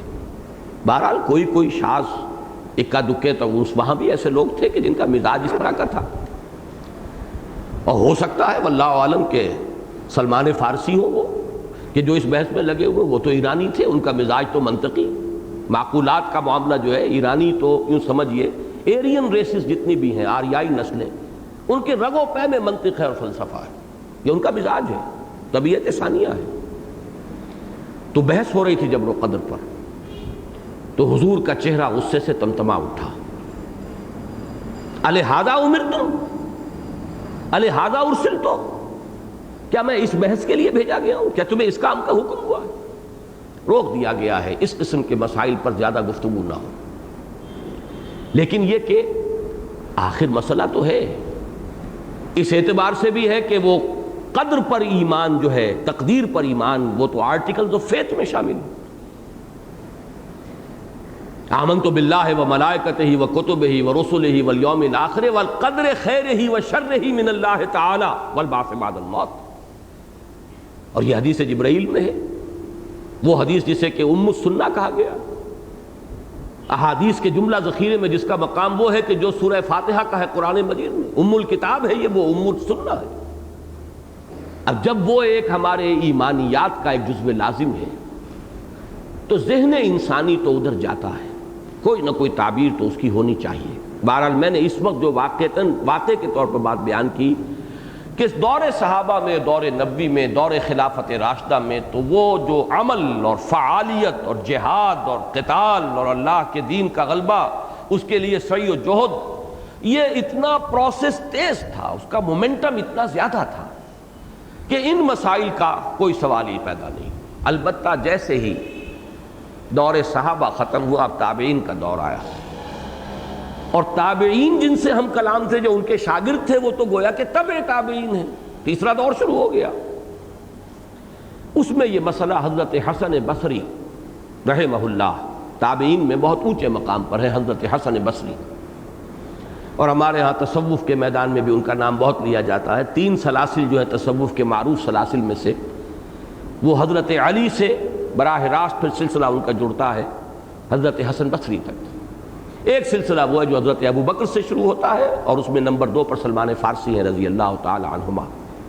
بہرحال مجھے اس وقت اس سے بحث نہیں ہے، حضرت حسن بصری کا جو مقام ہے، محدثین کو ایک بڑا قوی اعتراض ہے اس بات پر کہ حضرت علی سے حضرت حسن بصری کی ملاقات ثابت نہیں، اور یہ بھی ثابت ہے کہ جب حضرت علی کی شہادت ہوئی ہے تو حضرت حسن بصری جو ہیں وہ ابھی بہت چھوٹے تھے، بچے تھے، پیدا تو ہو چکے تھے لیکن بڑے ہی ابھی اوائل عمر کا معاملہ ہے۔ بہرحال حضرت حسن بصری کے ایک جو حلقہ درس تھا اس میں ایک شخص تھا واصل بن عطا الغزال، ذہین تھا، فطین تھا، اس نے ایک موقع پر یہ بحث شروع کر دی، اور حضرت حسن بصری نے جو بات کہی اس کو اس نے قبول کرنے سے انکار کر دیا۔ اسی کے بارے میں آتا ہے کہ پھر وہ حضرت حسن بصری کا حلقہ درس چھوڑ گیا، تعلق منقطع ہو گیا۔ بعد میں کبھی اس کے بارے میں پوچھا حضرت حسن بصری سے کسی نے تو انہوں نے فرمایا اعتزل منا، وہ ہم سے علیحدہ ہو گیا۔ اعتزال کے معنی علیحدہ ہو جانا، وہ ہم سے جدا ہو گیا، اس کا راستہ اور ہے، اب ہمارا راستہ اور ہے۔ یہاں سے مسلک اعتزال شروع ہوا ہے۔ واصل بن عطا الغزال کا موقف یہ تھا کہ انسان اپنے فعل کا خود اختیار رکھتا ہے، قادر ہے، فعل کرتا بھی وہ خود ہے، اپنے فعل کا خالق بھی وہی ہے، یہی وجہ ہے کہ جزا و سزا کا مستوجب ہے، فعل کا ارادہ بھی اس کا ہے، فعل عملاً بھی وہ کرتا ہے، لہذا اگر خیر ہے تو جزا کا اور ثواب کا، اگر شر ہے تو عذاب کا اور سزا کا مستوجب ہے۔ اس سے اب آگے ہوتا یہی ہے کہ جب اس قسم کے مباحث جو ہیں جب شروع ہو جائیں تو پھر اس پر ردے جو ہیں وہ چڑھتے چلے جاتے ہیں۔ یہاں تک تو بات اگر تھی تو کوئی ایسی زیادہ غلط بات بھی نہیں تھی، اس لیے کہ جزا و سزا ہے، کچھ نہ کچھ تو اللہ نے قدرت انسان کو دی ہے، اختیار دیا ہے۔ لیکن اب اگر اگلی بحث آ گئی کہ کیا اللہ تعالیٰ خالق شر بھی ہے، تو دوسرا شخص جو ہے ابراہیم بن سیار النظام، اس نے ایک قدم آگے بڑھایا، اللہ صرف خالق خیر ہے، خلق شر کی نسبت اللہ کی طرف کرنا گمراہی ہے۔ اور پھر جب اگلی نسل کے اندر یہ بات اور آگے بڑھی تو یہاں تک کہہ دیا گیا، یہ اعتزال کی پھر انتہا ہے کہ یہ لفظ کہنا، یہ عقیدہ کہ والقدر خیرہ و شرہ من اللہ تعالی، یہ کفر ہے۔ ایک علمی اختلاف جب تک علمی اختلاف رہے، ایک دائرے کے اندر رہے، کوئی حرج نہیں ہوتا، وہ اہل علم کے درمیان افہام و تفہیم جو ہے اس پر ہوتی رہے، لیکن جب شدت پیدا ہو جاتی، ایک منطقی انتہا تک ایک بات کو پہنچایا اور پھر اس میں شدت پیدا ہو گئی، اور یہ کہ اب یہ والقدر خیرہ و شرہ من اللہ تعالی، جو شخص یہ عقیدہ رکھتا ہے وہ کافر ہے۔ اس کے برعکس جو ہے، اب ظاہر بات ہے جہاں پر بھی کوئی عمل ہوگا to every action there is an opposite and equal reaction. Third law ہے غالباً یہ نیوٹن کے جو 3 بڑے بنیادی قوانین ہیں، اس کا ریئیکشن پیدا ہوا تو اعتزال کی انتہا کے مقابلے میں جبر کی انتہا، یہ جہم بن صفوان جس سے کہ فرقہ جہمیہ ہمارے ہاں مشہور ہے، اس نے کہا انسان مجبور محض ہے، کوئی اختیار اسے حاصل نہیں، ارادہ بھی اس کا نہیں، فیصلے کی طاقت بھی اس میں نہیں، جو کچھ ہے اللہ ہی کرتا ہے، انسان مجبور محض ہے، جیسے جمادات ہیں، نباتات ہیں، انہیں کوئی اختیار نہیں، کوئی قوت نہیں، کوئی قدرت نہیں، جو بھی کچھ ہے اللہ کا قانون طبیعی ہے، اس کے مطابق ہو رہا ہے۔ انسان کو بھی اللہ نے ایک آلہ بنایا ہوا ہے اپنا، کرتا ہے جو چاہتا ہے، خود کرتا ہے۔ وہ جو میر کا شعر آپ کو بھی یاد آ گیا ہوگا، ناحق ہم مجبوروں پر یہ تہمت ہے مختاری کی، چاہے ہیں سو آپ کرے ہیں، ہم کو عبث بدنام کیا، یہ تو اللہ ہی کر رہا ہے۔ باقی جب سوال کیا گیا کہ پھر یہ اجر و ثواب کیسے اور سزا کیسے، یہ بھی اللہ کا ہے، اللہ چاہے جو کرے، جس کو چاہے عذاب دے، جس کو چاہے سزا دے، یہ بھی جبر ہے اس کا۔ جیسے کہ سادہ سے الفاظ میں کہوں، آپ کی بکری ہے، جب چاہے ذبح کریں کھا جائے، کوئی آپ کو روک سکتا ہے؟ بکری آپ کی ہے تو اللہ کی ملکیت ہے، کل کائنات، انسان بھی اسی میں شامل ہے۔ اللہ جو بھی کرتا ہے وہ اس کا اختیار مطلق ہے، کسی کو جہنم میں ڈالے، کسی کو جنت میں ڈالے۔ جہنم میں ڈالے جانے والے اپنے اعمال کی وجہ سے نہیں ڈالے جائیں گے، اور جنت میں جانے والے اپنے اعمال کی وجہ سے نہیں جائیں گے، بلکہ یہ بھی جبر محض ہے، اللہ کی مشیت مطلقہ، جو چاہے کرتا۔ یہ ہے دوسری انتہا جبریت کی۔ اب ظاہر بات ہے پھر جیسے کہ وہ فلسفہ ہے، تھیسس، اینٹی تھیسس، سنتھیسس، پھر سنتھیسس بھی ہوتا ہے۔ تو اہل سنت کے متکلمین، جن میں کہ بہت مشہور ہے امام ابو الحسن اشعری، اشاعرہ کا عقیدہ، ایک اور امام ماتریدی، ان کے بھی دونوں کے درمیان تھوڑا تھوڑا فرق ہے۔ لیکن یہ کہ وہ مضمون یہ ہے کہ انسان کاسب ہے، فیصلہ کرنے کا اختیار اللہ نے اسے دیا ہے، البتہ یہ کہ خالق اعمال انسان نہیں ہے، کچھ کر نہیں سکتا جب تک کہ اللہ کا اذن نہ ہو۔ یہی میں سمجھتا ہوں کہ معتدل مسلک ہے اہل سنت کا۔ باقی ایک بات میں عرض کر دوں کہ چونکہ یہ تقدیر کا مسئلہ ایمانیات کا ہے اور ہم نے تنظیم اسلامی کے دستور میں ایمانیات کی بھی ایک تشریح دی ہے تاکہ تمام رفقا جو ہیں انہیں معلوم ہو۔ بعض دوسری دینی تحریکوں میں بھی وہ بحث جہاں تک کلمہ طیبہ لا الہ الا اللہ محمد الرسول اللہ، اس کے تقاضے کیا ہیں، مقتضیات کیا ہیں، ان پر تو تفصیلی بحث ہوئی ہے اور ہم نے اس سے استفادہ بھی کیا ہے، اس میں کچھ اضافے کیے ہیں۔ لیکن یہ کہ اسلام سے پہلے ایمان ہے، آمنت باللہ کما ہوا باسمائہ و صفاتہ وقبلت جمیع احکامہ اقرار باللسان و تصدیق بالقلب، آمنت باللہ و ملائکتہ و کتبہ و رسلہ والیوم الآخر والقدر خیرہ و شرہ من اللہ تعالی والبعث بعد الموت۔ اس میں جو چند جملے میں نے لکھے تھے، اب یہ آج سے یوں سمجھیے کہ کوئی 15-16 برس قبل کی تحریر ہے، بعض علماء کو بھی دکھایا، انہوں نے بھی اس کی تصویر بھی کی اور تحسین بھی فرمائی۔ تقدیر کے خیر و شر کا من جانب اللہ ہونا یہ ہے کہ اللہ تعالیٰ قادر مطلق ہے اور مخلوقات میں سے کسی کے بس میں نہیں کہ بغیر اس کی اجازت محض اپنے ارادے سے کچھ کر سکے، لہذا جہاں جو کچھ ظہور پذیر ہوتا ہے، خواہ وہ کسی کو بھلا لگے خواہ برا، اللہ ہی کے اذن سے ہوتا ہے۔ اگر ایسا نہ ہو تو خدا کا عاجز و لاچار ہونا لازم آتا ہے۔ آپ جو چاہے کر گزرے تو مشیت مطلقہ اللہ کی کہاں رہی؟ وہ جو کہ ہر شے کا احاطہ کیے ہوئے، واللہ محیط بالکافرین، اللہ تو احاطہ کیے ہوئے۔ مزید برآں وہ عالم ما کانا و ما یکون بھی ہے، اس کا علم بھی کامل ہے، ماضی حال مستقبل سب کو محیط ہے۔ چنانچہ اس پورے سلسلہ کون و مکان میں جو کچھ ماضی میں ہوا یا حال میں ہو رہا ہے یا مستقبل میں ہوگا، سب اس کے علم قدیم میں ہے۔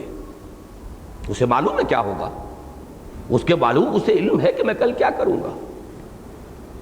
دیکھیے قدریہ جو ہیں وہ ادھر جاتے ہیں، چنانچہ اہل تشیع کا اور بعض معتزلہ کا یہ عقیدہ ہے، اہل تشیع نے تو اس کو باقاعدہ اپنے عقائد کی جو ہے بنیادی فہرست میں شامل کیا ہے۔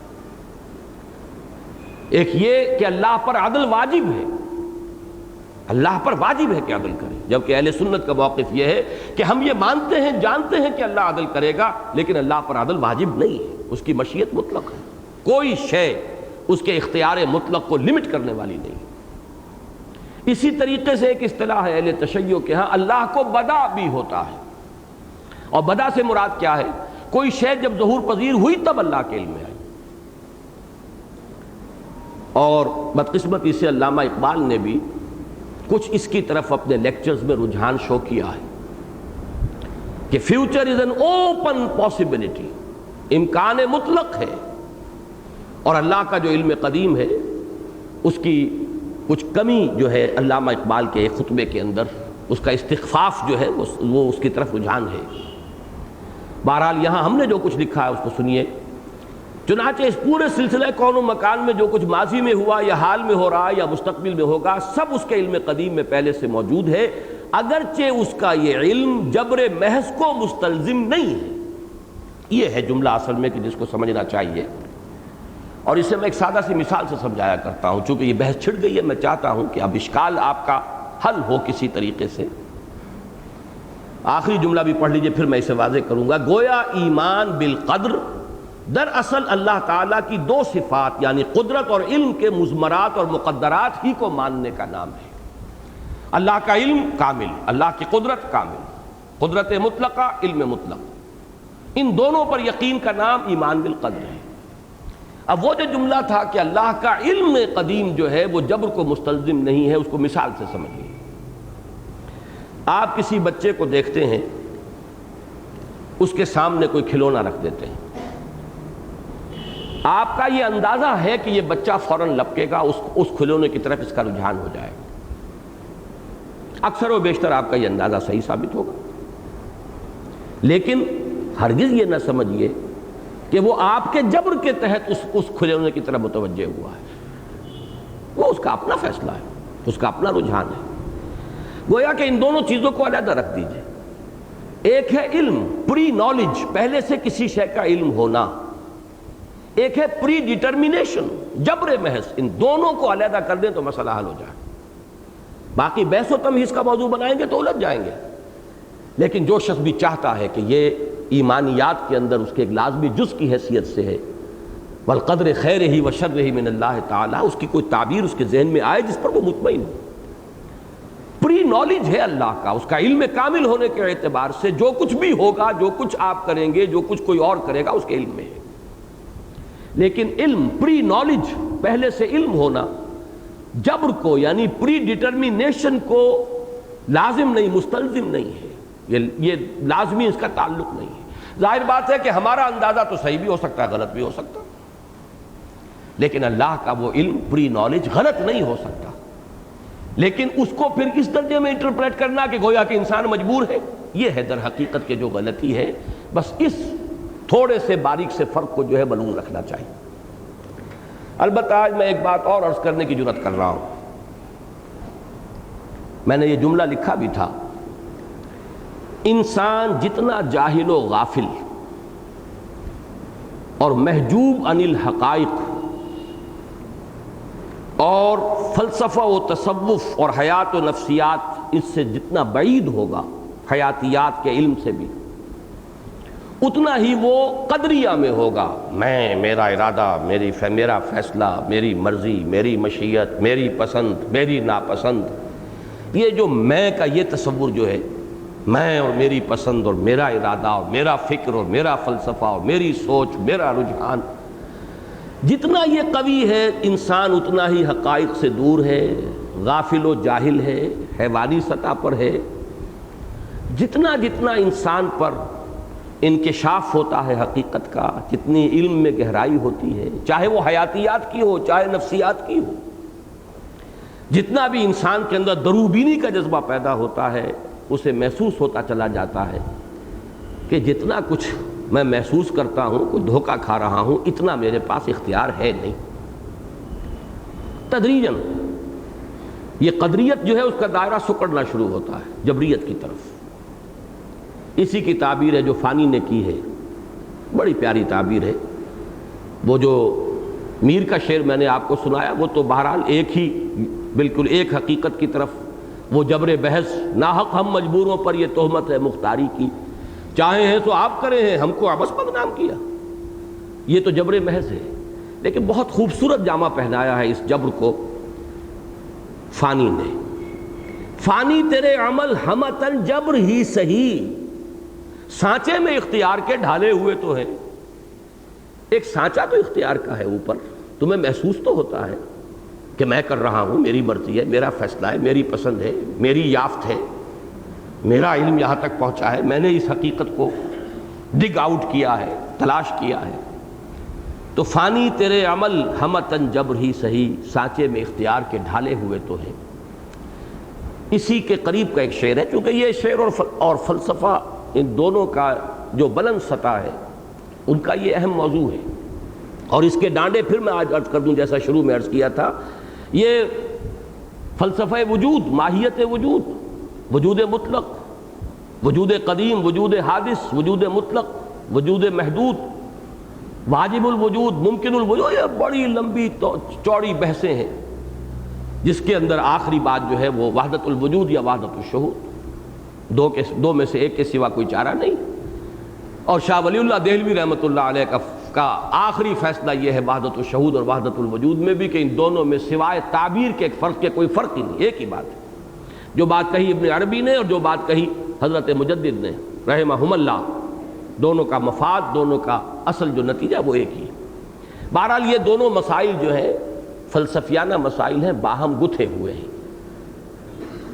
اس اعتبار سے ایک شعر اور آپ کو سنا رہا ہوں، مجھے نہیں معلوم کس کا شعر ہے، وہ بھی جیسے وہ شعر میں نے آپ کو سنایا سادہ سا ہے کہ قدم سوئے مرقد نظر سوئے دنیا، کدھر دیکھتا ہوں کہاں جا رہا ہوں۔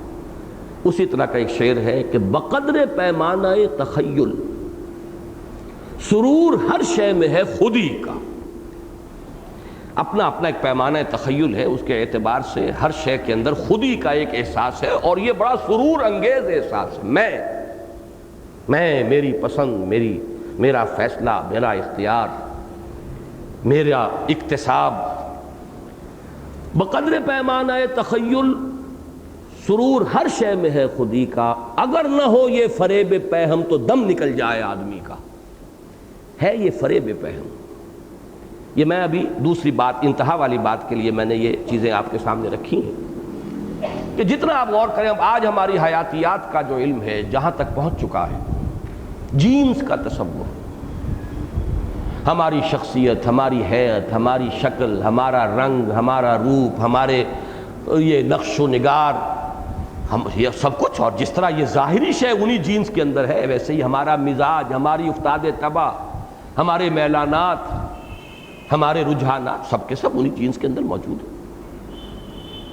اب تو جینیٹکس جو ہے وہ انجینئرنگ کے دور میں جا رہی ہے۔ اب انسان جو ہے جینز کو بدلنے کے لیے کوشش کر رہا ہے کہ اپنی مرضی کے انسان بنا سکے، اس لیے کہ جینز جو ہے ان کو ڈسٹرب کر کے ان کے اندر کوئی نئی حیت اور نئی کیفیت، نیا امتزاج پیدا کر کے نئے اپنی پسند کے انسان بنا سکے۔ یہ وہی دجالیت کا فتنہ ہے جو اس انتہا تک جا رہا ہے کہ یہ تمام جو قواعد فطریہ ہیں اور قدرتی جتنے یہ فورسز ہیں، یہ انسان کا اختیار اور اقتدار بڑھتے بڑھتے یہاں تک پہنچے۔ اب جینیٹکس نے تو آ کر ایسا اس معاملے کو، جیسے میکڈوگل کا نظریہ ہے کہ وہ کہتا ہے کہ انسانی شخصیت کیا ہے، یہ حاصل ضرب ہے انسان کے وراثتی موروثی اثرات اور ماحول کے اثرات۔ ایک تو سانچا ہے جو قرآن نے اس کے لیے بڑا پیارا لفظ استعمال کیا ہے، سورہ بنی اسرائیل کے درس میں اس کو تفصیل سے بیان کر چکا ہوں۔ شاکلہ کسے کہتے ہیں؟ شاکلہ شکل سے بنا ہے، کسی کوئی صورت گری کرنے والی، شکل دینے والی، جیسے کہ آپ مولڈ ایک بنا لیتے ہیں، اب اس کے اندر آپ جو ہے پگھلا ہوا جو ہے وہ ڈالتے رہتے ہیں، لوہا ہو یا جو بھی کچھ ہو، وہ شکل تو لامحالہ اختیار کرے گا اس مولڈ کی، پیٹرن بھی اس کو کہتے ہیں۔ اور ہمارے مستریوں میں وہ لفظ بدل کر پاٹن بن گیا ہے، پاٹن بناؤ، پہلے پاٹن بنے گا، پھر اس کے مطابق چیز ڈھلتی چلی جائے گی۔ یہ ہے شاکلہ۔ یہ شاکلہ تو لے کر آئے ہیں ہم، ہماری جینز نے ہمیں متشکل کیا ہے، ہماری صورت بنائی ہے، جیسے صورت ظاہری بنائی ہے ویسے ہی اندر کے میلانات بھی بنائے ہیں۔ تو ایک ہے حصہ ہماری شخصیت کا وہ کہ جو موروثی ہے، والدین سے۔ والدین تو ہم کہتے تھے پہلے بھی، اب تو آپ کو معلوم ہے، پتہ نہیں 100ویں پیڑھی کا کوئی جو ہے وہ جین وہ آج مجھ میں آ گیا ہو۔ یہ تو نہیں ہے کہ صرف والدین سے ہی آ رہا ہے، یہ جینز تو چلے آ رہے ہیں، بڑے قدیم چلے آ رہے ہیں۔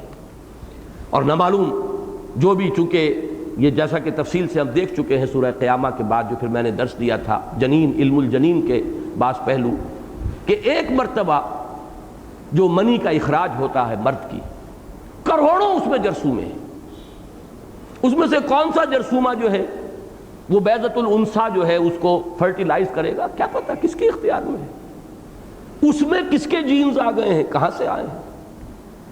تو معلوم ہوا کہ ایک تو ہماری شخصیت کیا شاکلہ جو ہے اس کو فارم دینے والی شے وہ ہمارے جینز ہیں۔ نمبر دو، جس ماحول میں انسان رہتا ہے، اس حدیث کے اندر اسی کا تذکرہ ہے، قل کل مولود یولد علی الفطرہ فابواہ یہودانہ او یمجسانہ او ینصرانہ۔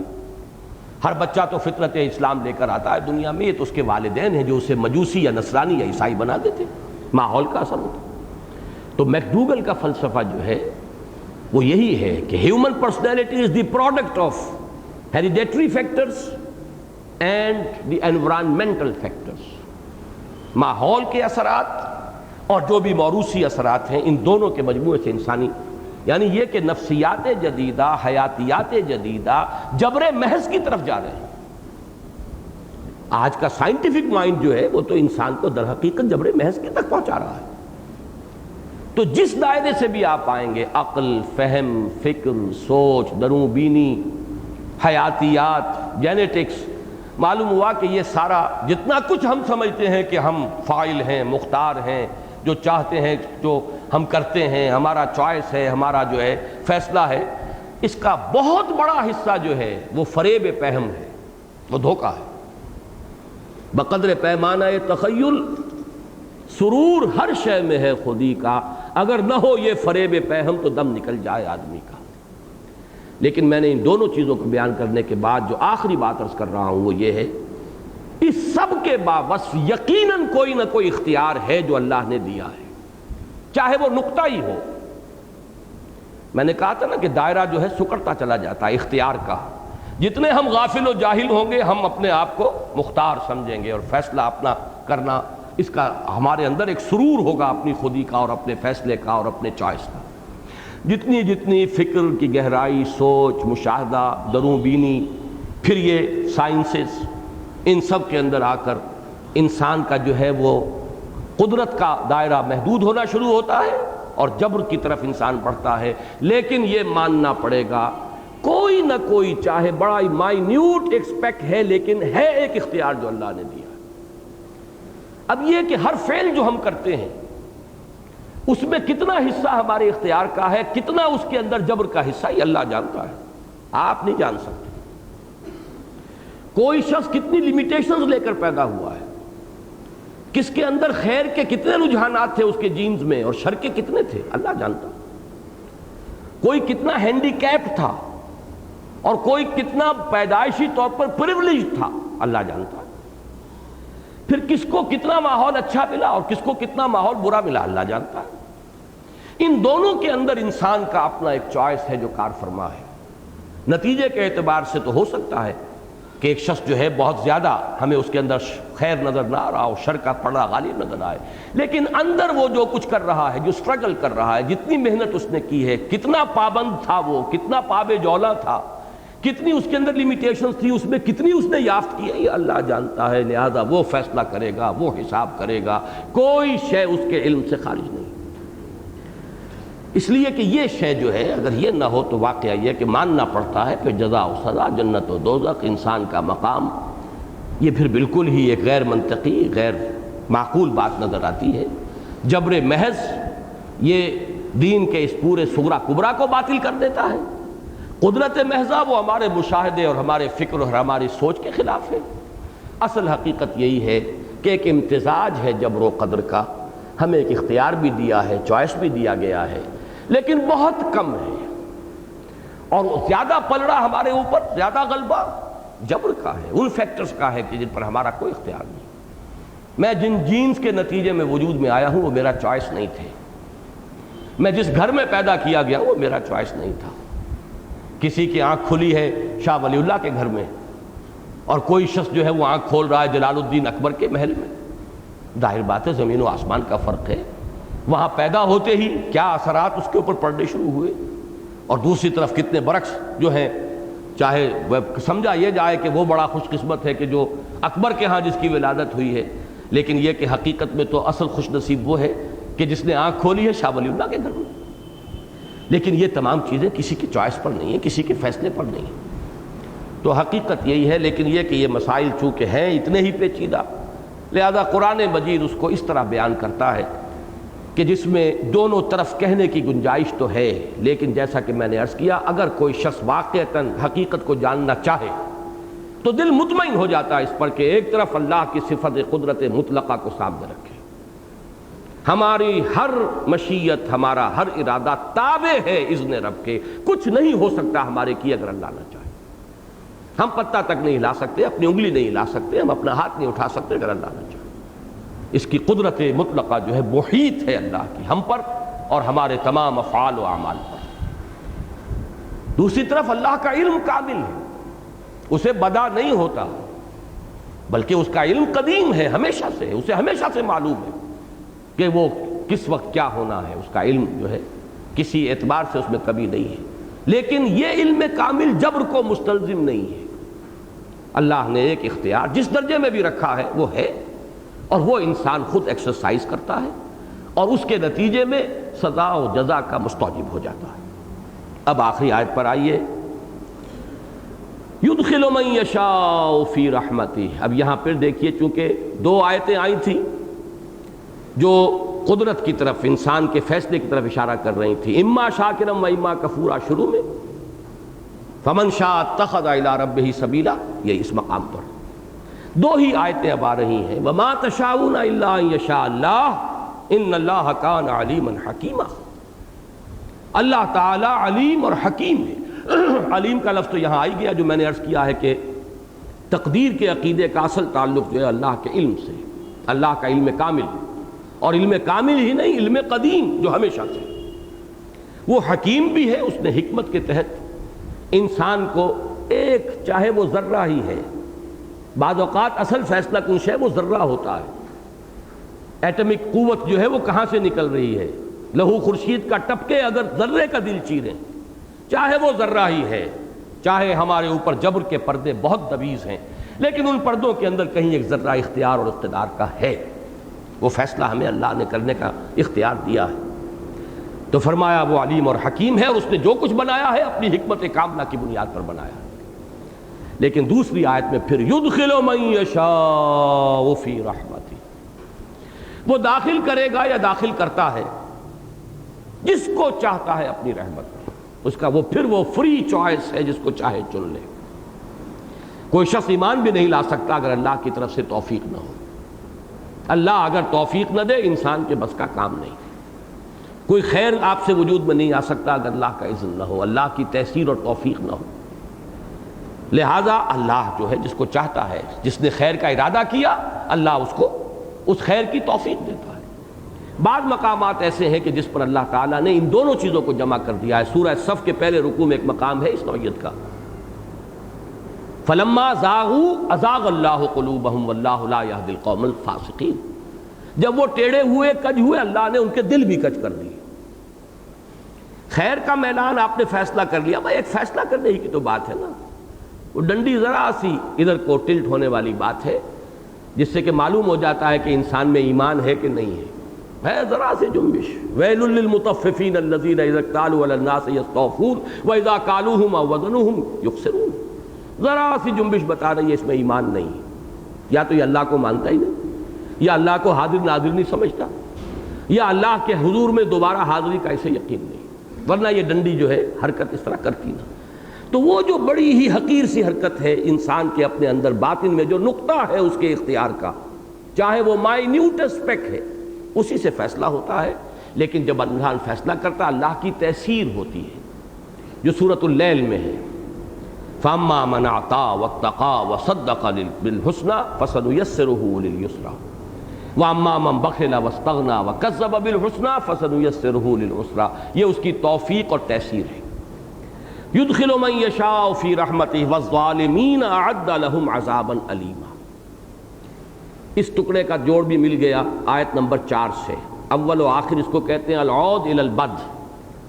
قرآن مجید کی بہت صورتوں میں یہ اسلوب ہے، جس مضمون سے صورت شروع ہوتی ہے، آخر میں بہت سی بحثیں مختلف گوشوں کے اندر پھیل کر پھر سکڑ اور سمٹ کر اسی نقطے پر آ جاتی ہیں۔ اسی لیے میں نے کہا تھا پہلی 3-4 آیتیں بہت اہم، اور آخری آیات جو ہیں، دوسرا رکوع تو پورا کا پورا بڑا حکمت اور فلسفے کے بڑے اہم اور غامض مسائل جو ہیں ان سے بحث کر رہا ہے۔ وہاں پر بھی فرمایا تھا چوتھی آیت میں، اگرچہ اختیار ہم نے تمہیں دیا ہے، اما شاکرم و اما کفورا، لیکن یہ نہ سمجھنا کہ نتیجے کے اعتبار سے یہ چیز جو ہے برابر رہے گی۔ نتیجہ یہ ہے کہ انا اعتدنا للکافرین سلاسل واغلالا وسعیرا، ہم نے کافروں کے لیے تیار کر رکھا ہے بڑی لمبی لمبی زنجیریں بھی ہیں جن میں جکڑے جائیں گے، طوق بھی ہیں، اور سعیر بھڑکتی ہوئی آگ بھی ہے۔ اس آیت میں بھی وہی فرمایا، یدخل من یشاء فی رحمتہ، داخل کرتا ہے جس کو چاہتا ہے اپنی رحمت میں، والظالمین اعد لہم عذابا الیما، اور ظالموں کے لیے اس نے تیار کیا ہوا ہے دردناک عذاب۔ یہاں ایک بحث ہے لغوی یا نحوی کہیے کہ ظالمون نہیں کہا، ظالمین کہا، کیوں؟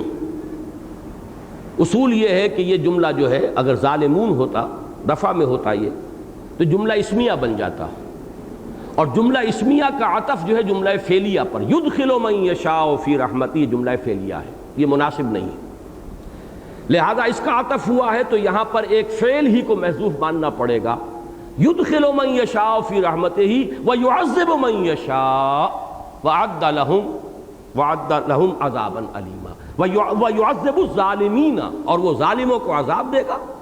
اس کے بعد چاہے حرف عطف لے آئیے، وعد لہم عذابا الیما، اور چاہے اسم موصولہ لے آئیے وَيُعَذِّبُ الظَّالِمِينَ الَّذِينَ أَعَدَّ لَهُمْ عَذَابًا أَلِيمًا، اور وہ عذاب دے گا اور سزا دے گا ظالموں کو، اور ان کے لیے اس نے تیار کر رکھا ہے بڑا دردناک عذاب۔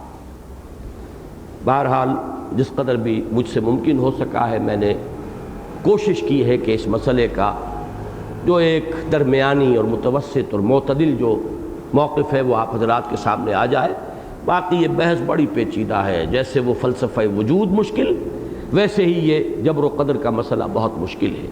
اس میں انسان اگر بعض آیات کو لے کر منطقی نتیجے نکالنا شروع کرے تو پھر وہ ایک انتہا تک پہنچ جاتا ہے، جس سے کہ اللہ تعالیٰ کے علم قدیم کی بھی نفی ہو جائے گی، قدرت مطلقہ کی بھی نفی ہو جائے گی۔ دوسری آیات کو لے کر اس کی کڑیاں جوڑتا ہوا منطقی انتہا تک لے جائے تو جبر محض ہوگا، گویا کہ انسان کو سرے سے کوئی اختیار نہیں۔ حقیقت جو ہے اس کے بین بین ہے، اگرچہ جبر کا پلڑا بہت بھاری ہے، وہ جو ہمارا اختیار ہے اور اقتدار ہے وہ بہت محدود ہے، بہت تھوڑا اللہ جانتا ہے، اور اسی کے حساب سے اور اسی کے تمام فیکٹرز کو ملحوظ رکھ کر اللہ تعالیٰ ہر شخص کے ساتھ علیحدہ علیحدہ حساب کرے گا۔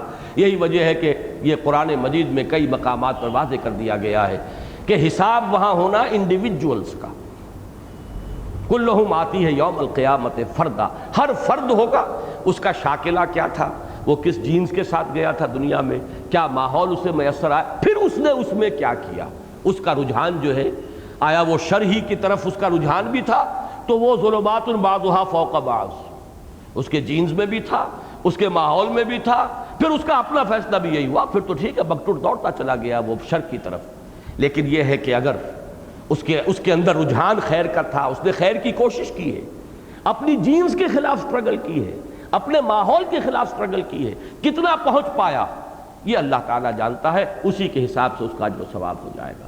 بارک اللہ لی و لکم فی القرآن العظیم ونفعنی وإیاکم بالآیات والذکر الحکیم۔